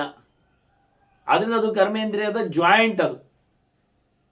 ಮತ್ತೆ ಬಾಯಿ ಯಾಕೆ ಬೇಕು? ಅದು ತಿನ್ನಲಿಕ್ಕೆ ರಸನೇಂದ್ರಿಯ ಆಯ್ತಲ್ಲ, ಮತ್ತೆ ವಾಗೀಂದ್ರಿಯ ಯಾಕೆ? ಮಾತಾಡೋದು ಯಾಕೆವ? ಇಡೀ ಜಗತ್ತನ್ನು ನೆಲೆಗೊಳಿಸಿದ್ದೇ ಅವನು ವ್ಯಾಪಾರದಿಂದ, ಮಾತಿನ ವ್ಯಾಪಾರದಿಂದ. ವಾಗ್ವ್ಯಾಪಾರ ಒಂದಿಲ್ಲ ಅಂತ ಆದರೆ ಮನುಷ್ಯ ಸ್ವಲ್ಪ ಆರಾಮ, ತುಂಬ ಆರಾಮ. ಮೌನವೇ ಬಹಳ ದೊಡ್ಡ ಆಸ್ತಿ ವಾಸ್ತವವಾಗಿ. ಆದರೆ ಏನು ಮಾಡಬೇಕು? ಅದನ್ನು ಸಾಧನೆ ಮಾಡಲಿಕ್ಕೆ, ಇಂಪ್ಲಿಮೆಂಟ್ ಮಾಡಲಿಕ್ಕೆ ಅವನು ಊರಲ್ಲಿ ಇರಬಾರ್ದು ಅಷ್ಟೆ. ಊರಲ್ಲಿದ್ದರೆ ಅವನ ದೊಂಡೆಗೆ ಕೈ ಹಾಕಿ ಮಾತಾಡಿಸ್ತಾರೆ ಜನ. ಪರ ಪಶ್ಯಂತಿ ವೈಖರಿ ಎಲ್ಲ ವ್ಯವಸ್ಥೆಗಳಲ್ವ, 4 ಸ್ಥಾನಗಳಲ್ಲಿ ಬರುವಂತಹ ಮಾತಿನ ವ್ಯವಸ್ಥೆಗಳು. ನಾಭಿಯಿಂದ ಹಿಡಿದು ಹೃದಯಕ್ಕೆ ಬಂದು ಕಂಠಕ್ಕೆ ಚಿಮ್ಮಿ ಬಾಯೊಳಗೆ ಮತ್ತೆ ಹೊರಗೆ ಹಾರಲಿಕ್ಕೆ ಉಂಟು. ಹಾಗೆ ಪರ ಪಶ್ಯಂತಿ ವೈಖರಿ ಎಲ್ಲತಕ್ಕಂಥ ವ್ಯವಸ್ಥೆಗಳು, ಇಲ್ಲಿರುವ ಬಗೆಗಳು. ಈ ಮಾತಿನ ವ್ಯವಹಾರ ಇಲ್ಲ ಅಂತಾದರೆ ಬದುಕು ಮುಂದೋಗುವುದಿಲ್ಲ. ಅದಕ್ಕೋಸ್ಕರ ಅದನ್ನು ಮಧ್ಯದಲ್ಲಿಟ್ಟ. ಕಾಯಿಕವಾದ ಕೆಲಸಕ್ಕೆ ಮಾನಸಿಕವಾದ ಸಮತೋಲನಕ್ಕೆ ವಾಚಿಕವಾದ ಒಂದು ಪೂರಣೆ, ಹೀಗೆ ತ್ರಿಕರಣದ ವ್ಯವಸ್ಥೆ. ಇಲ್ಲೇನಾಯಿತು? 5 ಭೂತಗಳು 10 ಇಂದ್ರಿಯಗಳು ಇದನ್ನು ಅನುಭವಿಸುವಲ್ಲಿ ಅಂತರಿಂದ್ರಿಯಗಳಿಂದ 2 ಕುದುರೆಗಳಾಗಿ ಮನಸ್ಸು ಮತ್ತು ಬುದ್ಧಿ, ಇದು 2 ಬಂದಿದೆ. ಹೀಗೆ ಮನಸ್ಸು ಬುದ್ಧಿ 2 ಸೇರಿಸಿಕೊಂಡು 17ರ ಮೊತ್ತದಲ್ಲಿ ಈ ಜೀವ ಸಿಕ್ಕಿಬಿದ್ದಿದ್ದಾನೆ, ಸಾಧನೆ ಮಾಡ್ತಾನೆ, ಇಲ್ಲಿಂದ ತೆರಳಲಿಕ್ಕೆ ಪ್ರಯತ್ನಿಸ್ತಾನೆ. ದೇವರು ಈ 17ನ್ನು ಬಿಟ್ಟವನು. ಪಂಚಭೂತಗಳು ಬೇಡ ಅವನಿಗೆ, ಹಾಗಾಗಿ ಅವನಿಗೆ ಕೈಕಾಲುಗಳು ಅಗತ್ಯ ಇಲ್ಲ. ತಿನ್ನದೇ ಇರೋದ್ರಿಂದ ಮಲಮೂತ್ರ ವಿಸರ್ಗಗಳು ಬೇಕಾಗಿಲ್ಲ. ಮತ್ತೆ ಅವನು ಕಾಣದೇ ಇದ್ದದ್ರಿಂದ ಮಾತು ಬರುವುದಿಲ್ಲ, ಮೌನ ಬೇರೆ ಇರ್ತಾನೆ. ಹಾಗಾಗಿ ವಾಚಕ ಬೇಡ, ಮನಸ್ಸು ಬುದ್ಧಿ ಪ್ರತ್ಯೇಕ ಇಲ್ಲವನು. ಹೀಗಾಗಿ ಭಗವಂತ ಸಪ್ತದಶಕಗಳ ರಾಶಿಯಲ್ಲಿ ಸಿಕ್ಕಿ ಬೀಳದವನಾದ್ದರಿಂದ ಅವನು ಜೀವ ಅಲ್ಲ, ಅವನು ದೇವ. ಇದು ಜೀವ. ಇವನು ಪರಿಚಯ ಮಾಡಿಸುವುದು ಇವನಿಗೆ, ನಾವು ಯಾರು ಅವನು ಯಾರು ಅಂತ ಬ್ರಹ್ಮದೇವನಿಗೆ ಹೇಳುತ್ತಾ ಇದ್ದಾನೆ. ಹಾಗಾಗಿ ಎತ್ತದ್ ಕೃಷ್ಣಂ ಲೋಕತಂತ್ರಸ್ಯ ಧಾಮ ವೇದ್ಯಂ ಪರಂ ಬೋಧನೀಯಂಚ ವೇದೈಹಿ. ಹಾಗಾಗಿ ಇಡೀ ಲೋಕಕ್ಕೆ, ಲೋಕದ ಆಗು ಹೋಗುಗಳಿಗೆ ಎಲ್ಲಕ್ಕೂ ಪರಮ ಆಶ್ರಯ, ಎಲ್ಲವನ್ನು ನಡೆಸಿಕೊಡುವವ, ಎಲ್ಲದರ ರೂವಾರಿ ಅದು ಭಗವಂತ. ಅವನನ್ನು ನಾವು ತಿಳಿಬೇಕು. ಮುಖ್ಯವಾಗಿ ತಿಳಿಯಲು ಯೋಗ್ಯನಾದವನು ಅವನೇ. ಸಕಲ ವೇದಗಳಿಂದ ಹೇಳಲ್ಪಟ್ಟವನು ಅವನೇ. ನಾವು ವೇದಗಳಿಂದ ತಿಳಿಯಬೇಕಾದವರು. ನೋಡಿ, ಅವನು ತಿಳಿದವನು, ಹೇಳಲ್ಪಡುವವನು, ನಾವು ಕೇಳುವವರು, ತಿಳಿಯಬೇಕಾದವರು. ವ್ಯತ್ಯಾಸ ಗೊತ್ತಾಯ್ತಾ? ಇದೇ ವಿಷಯ. ಅವನು ವೇದ್ಯ, ಅವನು ತಿಳಿಯಬೇಕಾದವ ವೇದನೀಯ, ಅವನು ತಿಳಿಯಬೇಕಾದವನು ಜ್ಞೇಯ, ಜ್ಞಾತುಂ ಯೋಗ್ಯ, ಅವನು ಕೇಳಬೇಕಾದವನು ಶ್ರೋತವ್ಯ, ಅವನು ಕಾಣಬೇಕಾದವನು ದ್ರಷ್ಟವ್ಯವನು. ನಾವು ಅವನನ್ನು ನಾವು ನೋಡಬೇಕು. ಕಾಣಬೇಕಾದವನು, ವಿಚಾರಣೀಯವನು, ಚಿಂತನೀಯವನು, ಧ್ಯೇಯ ಅವನು, ನಮ್ಮಿಂದ ಧ್ಯಾನಕ್ಕೆ ಯೋಗ್ಯನಿದ್ದಾನೆ. ಮತ್ತು ಧ್ಯಾನ ಮಾಡುವವರು ಅವರು ನಾವು. ಅವನು ತಿಳಿದವನು, ಅವನು ನಮ್ಮಂತೆ ತಿಳಿಬೇಕಾದವನಲ್ಲ. ಅವನು ಕಾಣುವವನು, ಸಾಕ್ಷಿ, ನಾವು ಕಾಣಬೇಕಾದವರು. ಎಲ್ಲವನ್ನು ಕೇಳಿದವನವನು, ನಾವು ಕೇಳಬೇಕಾದವರು ಅವನ ಬಗ್ಗೆ. ಹಾಗಾಗಿ ನಮಗೂ ಅವನಿಗಿರತಕ್ಕ ವ್ಯತ್ಯಾಸ ಅರ್ಥ ಆಯಿತು. ಅವನು ಯಾರು ನಮ್ಮ ಬಗ್ಗೆ ತಿಳ್ಕೊಳ್ಬೇಕಾಗಿಲ್ಲ. ಅವನು ನಮ್ಮನ್ನು ನೋಡಲಿಕ್ಕೆ, ಅವನು ನಮ್ಮನ್ನು ಕೇಳಬೇಕಾಗಿಲ್ಲ. ಅವನು ಪ್ರತ್ಯಕ್ಷ, ಎಲ್ಲವೂ ಅವನಿಗೆ ಪ್ರತ್ಯಕ್ಷ. ಹಾಗಾಗಿ ಭಗವಂತ ಅವನು ಗುಣಾತೀತನಿದ್ದಾನೆ. ನಾವು ಗುಣದಲ್ಲಿ ಇದ್ದೇವೆ, ಇನ್ನು ಗುಣ ಬಿಟ್ಟು ಅವನಡೆಗೆ ಸಾಗಲಿಕ್ಕೂ ಉಂಟು. ಇವೆಲ್ಲ ಹೇಳುವಾಗ ನಾವು ದೇವರ ಬಗ್ಗೆ ಗಮನಿಸಿದಾಗ, ಹಾಗೆಯೇ ನಾವು ಜಡವನ್ನು ಗಮನಿಸಲಿಕ್ಕೆ ಬರ್ತದೆ. ನಾವು ಜಡ ಅಲ್ಲ. ಯಾಕೆ? ನಾವು ತಿಳಿಯುವವರು. ಅವನನ್ನು ತಿಳಿಬೇಕಾದವರು ನಾವು, ದೇವರನ್ನು. ದೇವರು ಎಲ್ಲವನ್ನೂ ತಿಳಿದಿದ್ದಾನೆ ದೇವರು. ಮತ್ತೆ ಜಡ ಅದಕ್ಕೆ ತಿಳಿಲಿಕ್ಕೆ ಬರೋದಿಲ್ಲ, ಅದರಿಂದ ಅದು ಜಡ. ನಾವು ಜಡ ಅಲ್ಲ. ಯಾಕೆ? ನಮಗೆ ತಿಳಿಲಿಕ್ಕೆ ಬರ್ತದೆ. ನಾವು ಜಡ ಅಲ್ಲ ಯಾಕೆ? ನಮಗೆ ಕಾಣಲಿಕ್ಕೆ ಆಗ್ತದೆ. ನಾವು ಜಡ ಅಲ್ಲ ಯಾಕೆ? ನಮಗೆ ಚಿಂತನೆ ಮಾಡಲಿಕ್ಕೆ ಆಗ್ತದೆ, ನಮಗೆ ಕೇಳಲಿಕ್ಕೆ ಬರ್ತದೆ. ಹಾಗಾದರೆ ದೇವರು ಕೇಳುವವನಲ್ಲ, ಅವನು ಕಾಣುವವನು. ಅವನು ಕಾಣಬೇಕಾಗಿಲ್ಲ. ಅವನು ತಿಳಿಯಲ್ಪಡುವವನು, ಅವನು ತಿಳಿದವನು. ನಾವು ತಿಳಿಯಬೇಕಾದವರು. ಅದನ್ನು ತಿಳಿಯಬೇಕಾದವರ ಕೆಟಗರಿ ಜೀವ, ತಿಳಿಯಕ್ಕೆ ಆಗದೇ ಇರತಕ್ಕ ಕೆಟಗರಿ ಅದು ಜಡ. ತಿಳಿದವನಿದ್ದಾನದು ದೇವರು ಒಬ್ಬನೇ. ದೇವರೊಬ್ಬನೇ ತಿಳಿದವನು ಪೂರ್ಣ. ಮತ್ತೆ ನಾವು ತಿಳಿಯಬೇಕಾದವು ತಿಳಿತಾ ಇರ್ತೇವೆ. ಪೂರ್ಣವಾಗಿ ಭಗವಂತನನ್ನು ತಿಳಿಯಲಿಕ್ಕೆ ಆಗುವುದಿಲ್ಲ. ಮೊದಲೇ ಹೇಳಿ ಆಗಿದೆ, ಅಚಿಂತ್ಯಂಚ ಅಮಿತಂಚ ಅಂತ. ಚಿಂತನೆಗೆ ಪೂರ್ಣವಾಗಿ ಆಗದವನು ಅಂತಲೇ ಅರ್ಥ. ಚಿಂತನೆಗೆ ಅಯೋಗ್ಯ ಅಂತ ಅರ್ಥ ಅಲ್ಲ. ಪೂರ್ಣವಾಗಿ ಚಿಂತನೆಗೆ ಆಗದವ ಅಂತ ಅನಂತವಾದ ವ್ಯಕ್ತಿತ್ವ ಉಳ್ಳ. ಹೀಗೆ ಭಗವಂತನ ಬಗ್ಗೆ, ಏಕತ್ವದ ಬಗ್ಗೆ ಪ್ರಧಾನನಾಗಿರತಕ್ಕ ಚಿಂತನೆಯನ್ನು, ಅವನ ಮಹತ್ತಿಕೆಯನ್ನು ಉಲ್ಲೇಖ ಮಾಡುತ್ತಾ, ಯದ್ವೈ ಪ್ರೋಕ್ತಂ ತಾತ ಸಮ್ಯಕ್ ಪ್ರಧಾನಂ ನಿತ್ಯಂಚೈತತ್ ಶಾಶ್ವತಂಚ ಅವ್ಯಯಂಚ. ಇದನ್ನೇ ನಾನು ಹೇಳಿದ್ದು. ನಿನಗೆ ಒಂದೇ ಅಂತ ಹೇಳುವ ನೆಲೆಯಲ್ಲಿ ಹೇಳಿದ್ದು ನಾನು. ಇದು ಅತ್ಯಂತ ಪ್ರಧಾನವಾದ ಸಂಗತಿ ಅನ್ನುವ ನೆಲೆಯಲ್ಲಿ ಹೇಳಿದ್ದು. ನಿತ್ಯವಾಗಿಯೂ ಇರತಕ್ಕ ಶಾಶ್ವತವಾದ ಮೌಲ್ಯಗಳಿಂದ ತುಂಬಿದ, ಯಾವ ಪ್ರಕಾರದ ನಾಶವನ್ನು ವಿಕಾರವನ್ನು ಪಡೆಯದ ಸಂಗತಿ. ಎಷ್ಟರ ಮಟ್ಟಿನ ಎತ್ತರದ ಕೇಳಿದರೆ, ನನಗಿಂತಲೂ ಮೊದಲು ಸೃಷ್ಟಿಯಾಗಿರುವ ಪ್ರಕೃತಿಯನ್ನೇ ಕೆಲಸ ಮಾಡಿಸಿದವ ನೀನು. ಯದ್ವೈ ಸೂತೇ ಧಾತುರಾದ್ಯಂ ವಿಧಾನಂ ತದ್ವೈ ವಿಪ್ರಾಹ ಪ್ರವದಂತೆ ಅನಿರುದ್ಧ. ಯಾವುದಕ್ಕೂ ಅಡೆತಡೆ ಇಲ್ಲದೆ, ಯಾವುದೇ ತಪ್ಪು ಆಗದೆ, ವಿರೋಧವೇ ಇಲ್ಲದಂತೆ, ವಿರೋಧಿಸಲಿಕ್ಕೆ ಆಗದ ಪವರಿನಲ್ಲಿ ಇಡೀ ಜಗತ್ತನ್ನು, ಪ್ರಕೃತಿಯನ್ನು ಸೃಷ್ಟಿಯಲ್ಲಿ ತೊಡಗಿಸುವವನು ನನ್ನ ಸೃಷ್ಟಿಯ ಮೊದಲೇ, ಬ್ರಹ್ಮ ಸೃಷ್ಟಿಯ ಮೊದಲೇ ಪ್ರಕೃತಿಗೆ ವಿಭ್ರಮವನ್ನು, ಸಂಭ್ರಮವನ್ನು ಕೊಟ್ಟವ. ಅವನಿಗೆ ಯಾರು ವಿರೋಧವೂ ಇಲ್ಲ, ಯಾರು ಆಸರೆಯೂ ಇಲ್ಲ, ಯಾರ ಸಹಾಯವೂ ಇಲ್ಲ. ಆ ನಮೂನೆ ಇರುವವನವನು. ಅವನನ್ನು ಹೇಗೆ ಹೇಳಿದರು ಅಂದರೆ, ವೇದದಿಂದ ಹೇಳಿದರು. ಯಾರು ಹೇಳಿದರು? ವೇದವನ್ನು ತಿಳಿದವರು ಹೇಳಿದರು. ವಿಪ್ರ ಅಂದರೆ ವೇದವನ್ನು ತಿಳಿದವರು ಅಂತ ಅರ್ಥ. ವಿಶೇಷವಾಗಿ ವೇದ ಪ್ರವಚನಾದ್ ವಿಪ್ರಹ ಅಂತ ಕ್ರಮ. ವೇದವನ್ನು ಚೆನ್ನಾಗಿ ಅರಿತುಕೊಂಡವನನ್ನು ವಿಪ್ರ ಅಂತ ಕರೀಲಿಕ್ಕೆ ಬರ್ತದೆ. ಈಗ ಸುಮಾರು ಮಂಡಳಿಗಳೆಲ್ಲ ಆಗಿವೆ ಆ ಹೆಸರಿನಲ್ಲಿ. ಹಾಗಾಗಿ ಅದಕ್ಕೆ ಎಂತ ಮಾಡಲಿಕ್ಕೆ ಬರುವುದಿಲ್ಲ. ಆ ಶಬ್ದದ ಅರ್ಥವನ್ನು ಸಂಕೋಚ ಮಾಡಬೇಕು, ಸಣ್ಣದು ಮಾಡಬೇಕಾಗ್ತದೆ. ಅರ್ಥದಲ್ಲಿ ಕೇವಲ ತಿಳ್ಕೊಂಡು ಮಾತ್ರ ಅಲ್ಲ, ಅವನು ವಿಪಂತಿ ಜ್ಞಾನಬೀಜಂ ಅಸ್ಮಿನ್ ಇತಿ ವಿಪ್ರಹ ಅಂತ ಅರ್ಥ. ಅವನು ಮತ್ತೆ ಜ್ಞಾನದ ಬೀಜವನ್ನು ಜಗತ್ತಿಗೆ ಹಂಚುವವನು, ಬಿತ್ತುವವನು ಎನ್ನುವ ಅರ್ಥದಲ್ಲಿ ಅವನು ವಿಪ್ರ. ಮತ್ತೆ ವಿಪ್ರ ಅಂದರೆ ವಿಷ್ಣು ಪರ ಅಂತ ಅರ್ಥ. ವೇದದಲ್ಲಿ ಭಗವಂತನನ್ನೇ ಸರ್ವೋತ್ತಮನನ್ನಾಗಿ ಕಾಣುವವನು ಅಂತ ಅರ್ಥ.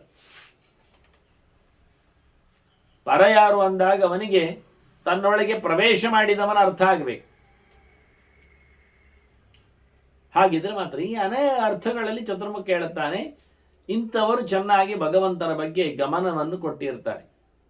ಯದ್ವೈ ಲೋಕೆ ವೈದಿಕಂ ಕರ್ಮ ಸಾಧು ಆಶೀರ್ಯುಕ್ತಂ ತದ್ದಿ ತಸ್ಯೋಪಭೋಗ್ಯಂ. ಲೋಕದಲ್ಲಿ ಒಳ್ಳೆಯದಾದದ್ದು ಭಗವಂತನಿಗೆ ಸಮರ್ಪಿತವಾಗ್ತದೆ.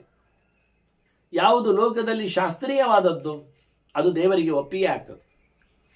ಕೆಲಸ ಒಳ್ಳೆದಿರಬೇಕು ಅಂದ ತಕ್ಷಣ ದೇವರಿಗೆ ಬರುವುದಿಲ್ಲ, ಅದು ಶಾಸ್ತ್ರೀಯ ಆಗಿರಬೇಕು ಅಂತ. ಕೆಲಸ ಒಳ್ಳೆದಿರುವುದು ಅದು ಕೆಲವೊಮ್ಮೆ ಲೋಕದಲ್ಲಿ ಶಬ್ದ ಹಾಕಿದ್ದರಿಂದ ಯದ್ವೈ ಲೋಕೆ ಅಂತ. ಲೋಕದಲ್ಲಿ ಕರ್ಮ ಸಾಧು, ಒಳ್ಳೆ ಕೆಲಸ ಆಗಿರ್ತದೆ. ಆದರೆ ಒಳ್ಳೆ ಕೆಲಸ ಲೋಕದಲ್ಲಿ ಆಗುವಾಗ ಕೆಲವೊಮ್ಮೆ ಸ್ವಾರ್ಥದಲ್ಲಿ ಆಗ್ತದೆ, ಜನರ ಪರಿಚಯದಲ್ಲಿ ಆಗ್ತದೆ, ದೇವರ ಎಚ್ಚರದಲ್ಲಿ ಆಗುವುದಿಲ್ಲ. ಅದನ್ನು ಶಾಸ್ತ್ರೀಯವಾಗಿ ಆಗುವುದಿಲ್ಲ. ಕೃಷ್ಣ ಹೇಳಿದ್ದೇನು? ತಸ್ಮಾ ಶಾಸ್ತ್ರ ಪ್ರಮಾಣಂತೆ ಕಾರ್ಯಕಾರ್ಯ ವಿನಿರ್ಣಯ ಅಂತ. ಮಾಡಲು ಬಿಡುವುದಕ್ಕೆ ಹೇಳಲಿಕ್ಕೆ ವ್ಯವಸ್ಥಿತ, ಹೇಳಲಿಕ್ಕೆ ಶಾಸ್ತ್ರವೇ ಪ್ರಧಾನ, ದೇವರ ಆದೇಶವೇ ಅದಕ್ಕೆ ವ್ಯವಸ್ಥೆ. ಸಂವಿಧಾನ ದೇವರು ಕೊಟ್ಟಂಥ ಸಂವಿಧಾನದಲ್ಲಿ ಬದುಕುವಂಥದ್ದು, ನಮ್ಮ ಇಷ್ಟ ಬಂದಂತೆ ಅಲ್ಲ ಅಂತ ಹೇಳಿ. ಹಾಗಾಗಿ ಲೋಕಕ್ಕೆ ಊಟ ಆದರೆ ಆಯಿತು ಅಂತ ನಮಗೆ ಗೊತ್ತು. ಅದಕ್ಕೆ ಹೊಟ್ಟೆ ತುಂಬಿದ್ರೆ ಸರಿ ಅಂತ. ಮತ್ತೆ ನೀವು ಹೇಗೆ ಮಾಡ್ತೀರಿ ಅಂತ ಅದು ಕೇಳುವುದಿಲ್ಲ ಲೋಕ. ಯಾಕೆಂದರೆ ಲೋಕ ಊಟಕ್ಕೆ ಬಂದದ್ದು. ನೀವು ಊಟ ಹಾಕ್ತೀರಿ ಹೇಳಿದ್ದೀರಿ, ನಾವು ಬಂದಿದ್ದೇವೆ, ಮುಗಿದಿಷ್ಟೇ. ಅದರ ತಾತ್ಪರ್ಯ ಅಷ್ಟೇ. ಮಗು ನೋಡಿ ಮನೆಯಲ್ಲಿ ಆಗಿಕೊಟ್ಟದ್ದನ್ನು ಕಣ್ಣು ಮುಚ್ಚಿ ತಿಂತದೆ, ಇಷ್ಟಪಟ್ಟು ಕುಡಿತದೆ. ಅದಕ್ಕೆ ಕೇಳುವ ಯೋಗ್ಯತೆ ಇಲ್ಲ, ಅದು ಕೇಳುವುದೂ ಇಲ್ಲ. ಯಾಕೆ? ಅದು ಒಪ್ಪಿಕೊಂಡಿದೆ ಹಾಗೆ.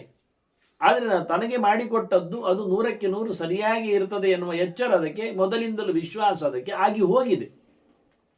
ಹೊರಗೆ ಹೋದಾಗ ಅದು ಯೋಚನೆ ಮಾಡ್ತದೆ, ಅದು ತಿನ್ನಬೇಕು ಬೇಡವೋ, ಅವರು ಯಾರು ಕೊಟ್ಟದ್ದು, ಯಾಕೆ ಗಮನಿಸ್ತದೆ. ಒಂದೆರಡು ಸರ್ತಿ ಅಂಥದ್ದು ಹೆಚ್ಚು ಕಡಿಮೆ ಆಗಿ ಅದು ತಿಂದು ಬಂದು ವಾಂತಿ ಮಾಡಿ ಅದೀಗ ಎಲರ್ಟ್ ಆಗಿದೆ. ಹಾಗೆ ಇವತ್ತು ಜನ ಊಟಕ್ಕೆ ಬರ್ತಾರೆ ಅಂದಾಗ ಅವರು ಬರ್ತಾರೆ ಎನ್ನುವುದಕ್ಕಿಂತ ಹೆಚ್ಚು ನೀವು ಹಾಕ್ತೀರಿ ಎನ್ನುವುದು ಅವರಿಗೆ ಕನ್ಫರ್ಮ್ ಆಗಿದೆ. ನೀವು ಊಟ ಹಾಕ್ತೀರಿ ಅದರಿಂದ ಬರ್ತಾರೆ. ಆದರೆ ನೀವು ಊಟ ಹಾಕುವವರು ಯೋಚನೆ ಮಾಡಬೇಕು, ನಾವು ಅವರಿಗೆ ಸರಿ ಆಗ್ತೇವೆ ಇಲ್ಲವೋ. ನಾವು ಊಟ ಹಾಕ್ತೇವೆ ಅಂತ ಅನೌನ್ಸ್ ಮಾಡಿಕೊಂಡು ಕೂತದ್ರಿಂದ ಅವರು ಬರುವುದು ಧೈರ್ಯದಲ್ಲಿ ಬಂದಿದ್ದಾರೆ, ವಿಶ್ವಾಸದಲ್ಲಿ, ಮಗು ತಿಂದ ಹಾಗೆ. ಆದರೆ ಅಪ್ಪ ಅಮ್ಮ ಕೊಡುವಾಗ ಅದನ್ನು ಸರಿಯಾಗಿ ಕೊಟ್ಟಿದ್ದಾರೋ, ದುಡ್ಡು ಉಳಿಸಲೋಸುಗ ಅದರಲ್ಲಿ ಏನಾದರೂ ಬೆರೆಸಿದ್ದಾರೋ, ಅಥವಾ ಕಮ್ಮಿ ಮಾಡಿದ್ದಾರೋ, ಅದನ್ನು ಹಾಳುಗೆಡಹಿದ್ದಾರೋ ಅನ್ನುವುದು ಎಚ್ಚರದಲ್ಲಿ. ಇದು ಕೇವಲ ಲೌಕಿಕವಾದ ಮುಖ. ಆದ್ದರಿಂದ ಜನರು ತಿಂತಾರೆ ಅಂತೇಳಿ ಅವರು ತಿನ್ನುವುದು ಹೇಗೆ ಹೇಳಿಕೊಂಡು ಇವರು ಕೊಡ್ತಾ ಇದ್ದಾರೆ. ಆದರೆ ದೇವರು ಹೇಳ್ತಾನೆ, ನೀನದನ್ನು ಊಟ ಅಂತ ಕೊಡ್ತೀಯೋ ಮಾಡ್ತೀಯೋ, ಅದನ್ನು ಯಜ್ಞ ಅಂತ ಗಮನಿಸ್ತೀಯೋ, ಅದನ್ನು ದಾನ ಅಂತ ಹೇಳ್ತೀಯೋ ಅಂತ ಕೇಳಿದ. ಇಲ್ಲಿ ಸಿಕ್ಕಿಬಿದ್ದೇವೆ ನಾವು. ಅದನ್ನು ನೀನು ಅನ್ನದಾನ, ಅನ್ನಯಜ್ಞ, ವೈಶ್ವಾನರ ಸೇವೆ ಅಂತ ಹೇಳಿಕೊಂಡಲ್ಲಿ ನೀನು ಕೊಡತಕ್ಕ ಪದಾರ್ಥ ಅದು ಶುದ್ಧವಾಗಿರಬೇಕಾಗ್ತದೆ. ಅದು ತಪ್ಪಾಗಿರಬೇಕು, ತಪ್ಪಾಗಿರಬಾರ್ದು. ಅದು ಮತ್ತೆ ಒಪ್ಪಿಗೆ ಇರಬೇಕು, ಅದಕ್ಕೆ ಶಾಸ್ತ್ರೀಯವಾದ ಚೌಕಟ್ಟಿನಲ್ಲಿ ಬರಬೇಕು. ಆದ್ದರಿಂದ ಯಾವುದು ಅಶುದ್ಧವಾಗಿರ್ತದೆಯೋ, ಅದು ಯಾವುದೋ ಒಂದು ಮೈಲಿಗೆಗೆ ತಪ್ಪಿಗೆ ಅದು ಒಪ್ಪಿಗೆ ಆಗಿರ್ತದೋ ಅದು ದೇವರಿಗೆ ಆಗುವುದಿಲ್ಲ, ಸಂಶಯಿತವಾದ.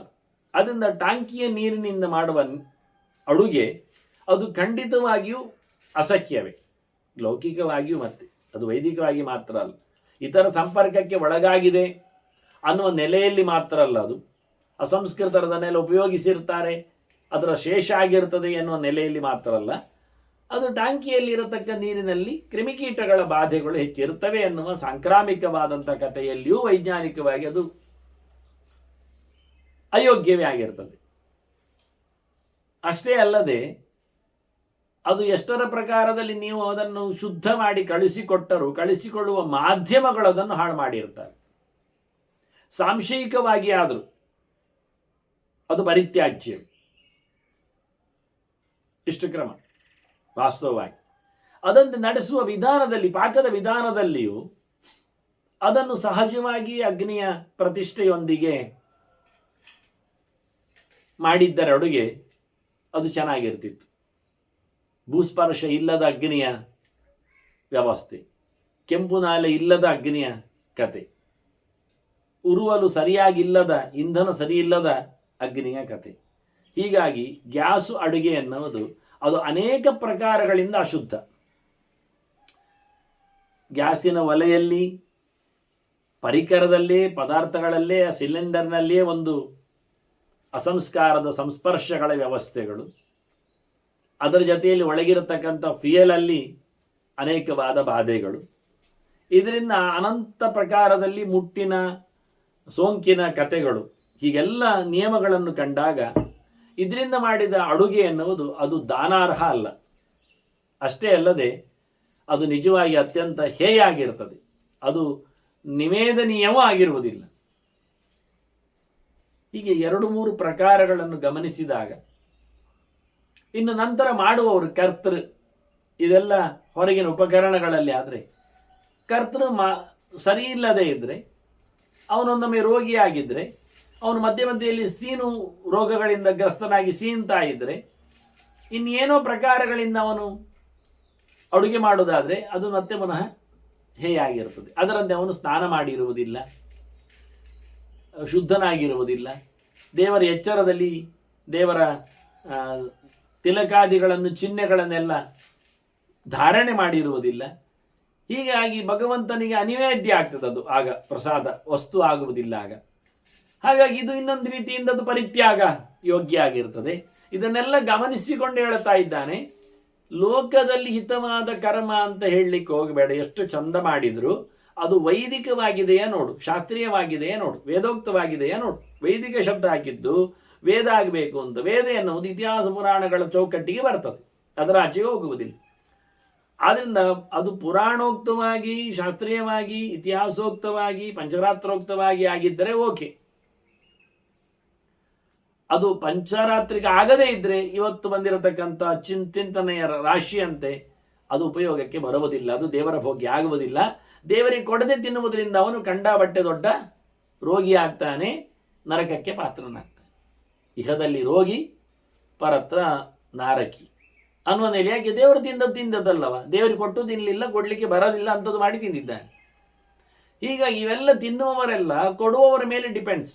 ಕೊಡುವವರು ಬಹಳ ಚೆಂದಾಗಿ ಕೊಟ್ಟಿದ್ದಾರೆ ಅಂತ ಕಣ್ಣು ತಿಂದು ಕೊಡುವವರ ಮೇಲೆ ಕಂಪ್ಲೀಟ್ ಪೂರ್ಣ ಪ್ರಮಾಣದ ದೋಷ ಬರುವಂತೆ, ಸಾವು ನೋವುಗಳಿಗೆ ಅವರು ಪಾತ್ರರಾಗುವಂತೆ ಮಾಡಿಬಿಡ್ತಾರೆ. ಆದ್ದರಿಂದ ಅನ್ನ ದಾನ ಮಾಡ್ತೇನೆ ಅಂತ ಹೇಳಲಿಕ್ಕೆ ಹೋಗಬೇಡಿ. ಊಟ ಹಾಕ್ತೇನೆ ಅಂತ ಹೇಳುವುದು ತಪ್ಪಿಲ್ಲ. ಹಾಕಿಕೊಂಡು ಅನಂತವಾದ ಪಾಪಗಳಿಗೆ ಪಾತ್ರರಾಗ್ತೀರಿ. ಅದಕ್ಕಿಂತ ಹಾಕದೇ ಇರುವುದು ಚಂದ ಇತ್ತು. ಹೀಗೆ ಊಟದಲ್ಲಿ ಮಾತ್ರ ಅಲ್ಲ, ಪಾಠದಲ್ಲಿಯೂ ಹಾಗೆ. ಪಾಠ ಆಗಿಸಿಕೊಳ್ಳದೆ, ತಾನು ತಿಳಿದುಕೊಳ್ಳದೆ, ಯಾರದ್ದೋ ಏನೋ ನೋಡಿ ಹೇಳಿ ಕದ್ದು ಎಲ್ಲ ಹೇಳ್ತಾನೆ ಅಂತಾದರೆ ಅವನು ಅತ್ಯಂತ ದುಷ್ಟನಾದಂತಹ ವ್ಯಕ್ತಿಯಾಗಿ ಹೋಗ್ತಾನೆ. ಅನ್ಯಾಯ ಮಾರ್ಗದಿಂದ, ಪುಣ್ಯದಿಂದ ಹೆಚ್ಚು ಪಾಪವನ್ನೇ ಸಂಕ್ರಮಣ ಮಾಡಿಕೊಳ್ಳುತ್ತಾನೆ ಅನ್ನುವ ನೆಲೆಯಲ್ಲಿ ಬಹಳ ಚಂದವಾಗಿ ಯಾವ ಸಾಧನೆಗಳಿಂದಾಗಿ ಇವರ ಸವಲತ್ತೆಲ್ಲ ಉಪಯೋಗಕ್ಕೆ ಬರ್ತದೆ ಅನ್ನುವುದನ್ನು ಚಿಂತನೆಯಲ್ಲಿ ಚತುರ್ಮುಖ ಕೊಟ್ಟ. ಹೀಗೆ ಇವರನ್ನೆಲ್ಲ ದೇವತೆಗಳೆಲ್ಲ ಆರಾಧನೆ ಮಾಡ್ತಾರೆ. ತಮ್ಮ ಪ್ರಾಗ್ವಂಶೇ ಯಜ್ಞಭಾಗಂ ಭಜಂತೆ. ಯಾರು? ದೇವಾ ಸರ್ವೇ ಮುನಯಃ. ಇದು ಯಾರು ಸಿಗ್ತಾರೆ ಇಂಥವ್ರು ನಿಮಗೆ ಮಾಡಲಿಕ್ಕೆ ಕೇಳಿದರೆ? ಓ ಸಿಗ್ತಾರೆ ಮಾರಾಯ, ಋಷಿಗಳೆಲ್ಲ ಹಾಗೆ ಮಾಡ್ತಾರೆ, ಚಂದ ಮಾಡ್ತಾರೆ, ಶಾಸ್ತ್ರೀಯವಾಗಿ ಮಾಡ್ತಾರೆ. ದೇವತೆಗಳು ಹಾಗೆ, ಅವರಿಗಿಂತ ಕೀರ್ತಿ ಕಲಾಪಗಳೆಲ್ಲ ಇಲ್ಲ. ಆದ್ದರಿಂದ ಸಜ್ಜನರು ಮತ್ತೆ ಲೋಕದಲ್ಲಿ ಸಾಧು ದಾಂತಹ ಈ ಎಲ್ಲ ನಿಗ್ರಹ ಉಳ್ಳವರು, ಬೇಕಾಬಿಟ್ಟಿಯಾಗಿ ತಿನ್ನುವ ಚಾಪಲ ಇಲ್ಲದವರು ಯಾರಿದ್ದಾರೆ? ಹೀಗೆ ದೇವಾಹ ಸರ್ವೇ ಮುನಯಃ ಸರ್ವೇ ಸಾಧು ದಾಂತಹ. ಮೂರನೇ ಅಂಶದಲ್ಲಿ ಮನುಷ್ಯೋತ್ತಮರು ಯಾರಿದ್ದಾರೆ? ಇವರು ನಿಜವಾಗಿ ಕರ್ಮಯೋಗಿಗಳು, ಜ್ಞಾನಯೋಗಿಗಳು, ಭಕ್ತಿಯೋಗಿಗಳು ಮೂವರು ಸಹ ಅವನನ್ನು ತಮ್ಮ ಯಜ್ಞಗಳಲ್ಲಿ ವಿಶೇಷವಾದಂತಹ ಪ್ರಾರ್ಥನೆಯಲ್ಲಿ ಸಮರ್ಪಣೆಯನ್ನು ನೀಡ್ತಾ ಇದ್ದಾರೆ ಅನ್ನುವ ಚಿಂತನೆಯನ್ನು ಚತುರ್ಮುಖ ಕೊಡುತ್ತಾ, ಮುಂದೆ ಯಾವ ನೆಲೆಯಲ್ಲಿ ಭಗವಂತನ ವೈಭವ ಇದೆ ಅನ್ನುವುದನ್ನು, ಅಂದರೆ ನಾನು ಇವರೆಲ್ಲ ಹೇಗೆ ಬಂದಿದ್ದಾರೆ ಅಂತೇಳಿ ನಿಲ್ಲಿಸ್ತಾನೆ. ವಾಸ್ತವವಾಗಿ ಅಹಂ ಬ್ರಹ್ಮ ಆದ್ಯೈಷಃ ಪ್ರಜಾನಾಂ ತಸ್ಮಾ ಜಾತಸ್ತಂ ಮತ್ತ ಪ್ರಸೂತಃ. ನಾನು ಚತುರ್ಮುಖನು ಇದ್ದೇನೆ, ಎಲ್ಲರಿಂದ ಮೊದಲು ಭಗವಂತನಿಂದ ಹುಟ್ಟಿ ಬಂದವನು, ನನ್ನಿಂದ ನೀನು ಹುಟ್ಟಿ ಬಂದವನಿದ್ದಿ, ಮತ್ತು ನನ್ನಿಂದ ಮತ್ತ ಜಗತ್ತು ಜಂಗಮಂ ಸ್ಥಾವರಂಚ ಸರ್ವೇ ವೇದ ಸರಹಸ್ಯಾಶ್ಚ ಪುತ್ರ ಸರಹಸ್ಯಾಹಿ ಪುತ್ರ. ಇಡೀ ಜಗತ್ತು ವೇದ ವಾಂಗ್ಮಯ ಎಲ್ಲ ನನ್ನ ಸೃಷ್ಟಿಯಾಗಿದೆ. ಹಾಗಾಗಿ ಇಂತಹ ಸೃಷ್ಟಿಯಲ್ಲಿ ವಿಶೇಷವಾದಂಥ ನೆಲೆಯಲ್ಲಿ ನಾವು ಯೋಚನೆ ಮಾಡಿದರೆ ದೇವರು ಎಲ್ಲಕ್ಕಿಂತ ಭಿನ್ನನು. ಸರ್ವೈರ್ ವಿಭಕ್ತ ಪುರುಷ ಸ ಕ್ರೀಡತಿ ಯಥೇಚ್ಛತಿ. ಅವನಿಷ್ಟ ಬಂದಾಗೆ ತನ್ನ ಲೀಲೆಯನ್ನು ನಡೆಸಿಕೊಡ್ತಾನೆ. ಏವಂ ಸ ಭಗವಾನ್ ದೇವ ಸ್ವೇನ ಜ್ಞಾನೇನ ಬೋಧಯತ್. ತನ್ನ ವಿಶೇಷವಾದ ಆನಂದದಲ್ಲಿ, ಜ್ಞಾನದಲ್ಲಿ ಭಗವಂತಿದೆ ಜಗತ್ತನ್ನು ಮರೆಯಿಸ್ತಾನೆ ಅಂತ ಚಿಂತನೆಯನ್ನು ಚತುರ್ಮುಖ ಕೊಟ್ಟು ರುದ್ರನಿಗೆ ಸರ್ವೋತ್ತಮತ್ವದ ಒಂದು ಪರಿಜ್ಞಾನವನ್ನು, ತನ್ನ ಚಿಂತನೆಯ ವೈಜಯಂತದ ಉಪಾಸನೆಯ ಮುಖವನ್ನು ಹೇಳಿದ್ದಾನೆ ಅನ್ನುವಲ್ಲಿ ಅವನ ವೈಜಯಂತೋಪಾಖ್ಯಾನವನ್ನು ನಿಲ್ಲಿಸ್ತಾ ಮುಂದೆ ಧರ್ಮರಾಜನ ಭೀಷ್ಮನ ಸಂವಾದದೆಡೆಗೆ ನಾವು ಅವನ ಏನು ಪ್ರಶ್ನೆ ಮತ್ತೆ ಧರ್ಮರಾಜ ಇದನ್ನು ಕೇಳಿದಾಗ ನಡೆಸಿಕೊಡ್ತಾನೆ ಎನ್ನುವುದರ ಬಗ್ಗೆ ನಾವು ಕಿವಿಯಾಗುವ ವಂದನೆಗಳೊಂದಿಗೆ ಶ್ರೀಕೃಷ್ಣ ನಾರಾಯಣ ನಾರಾಯಣ ನಾರಾಯಣ.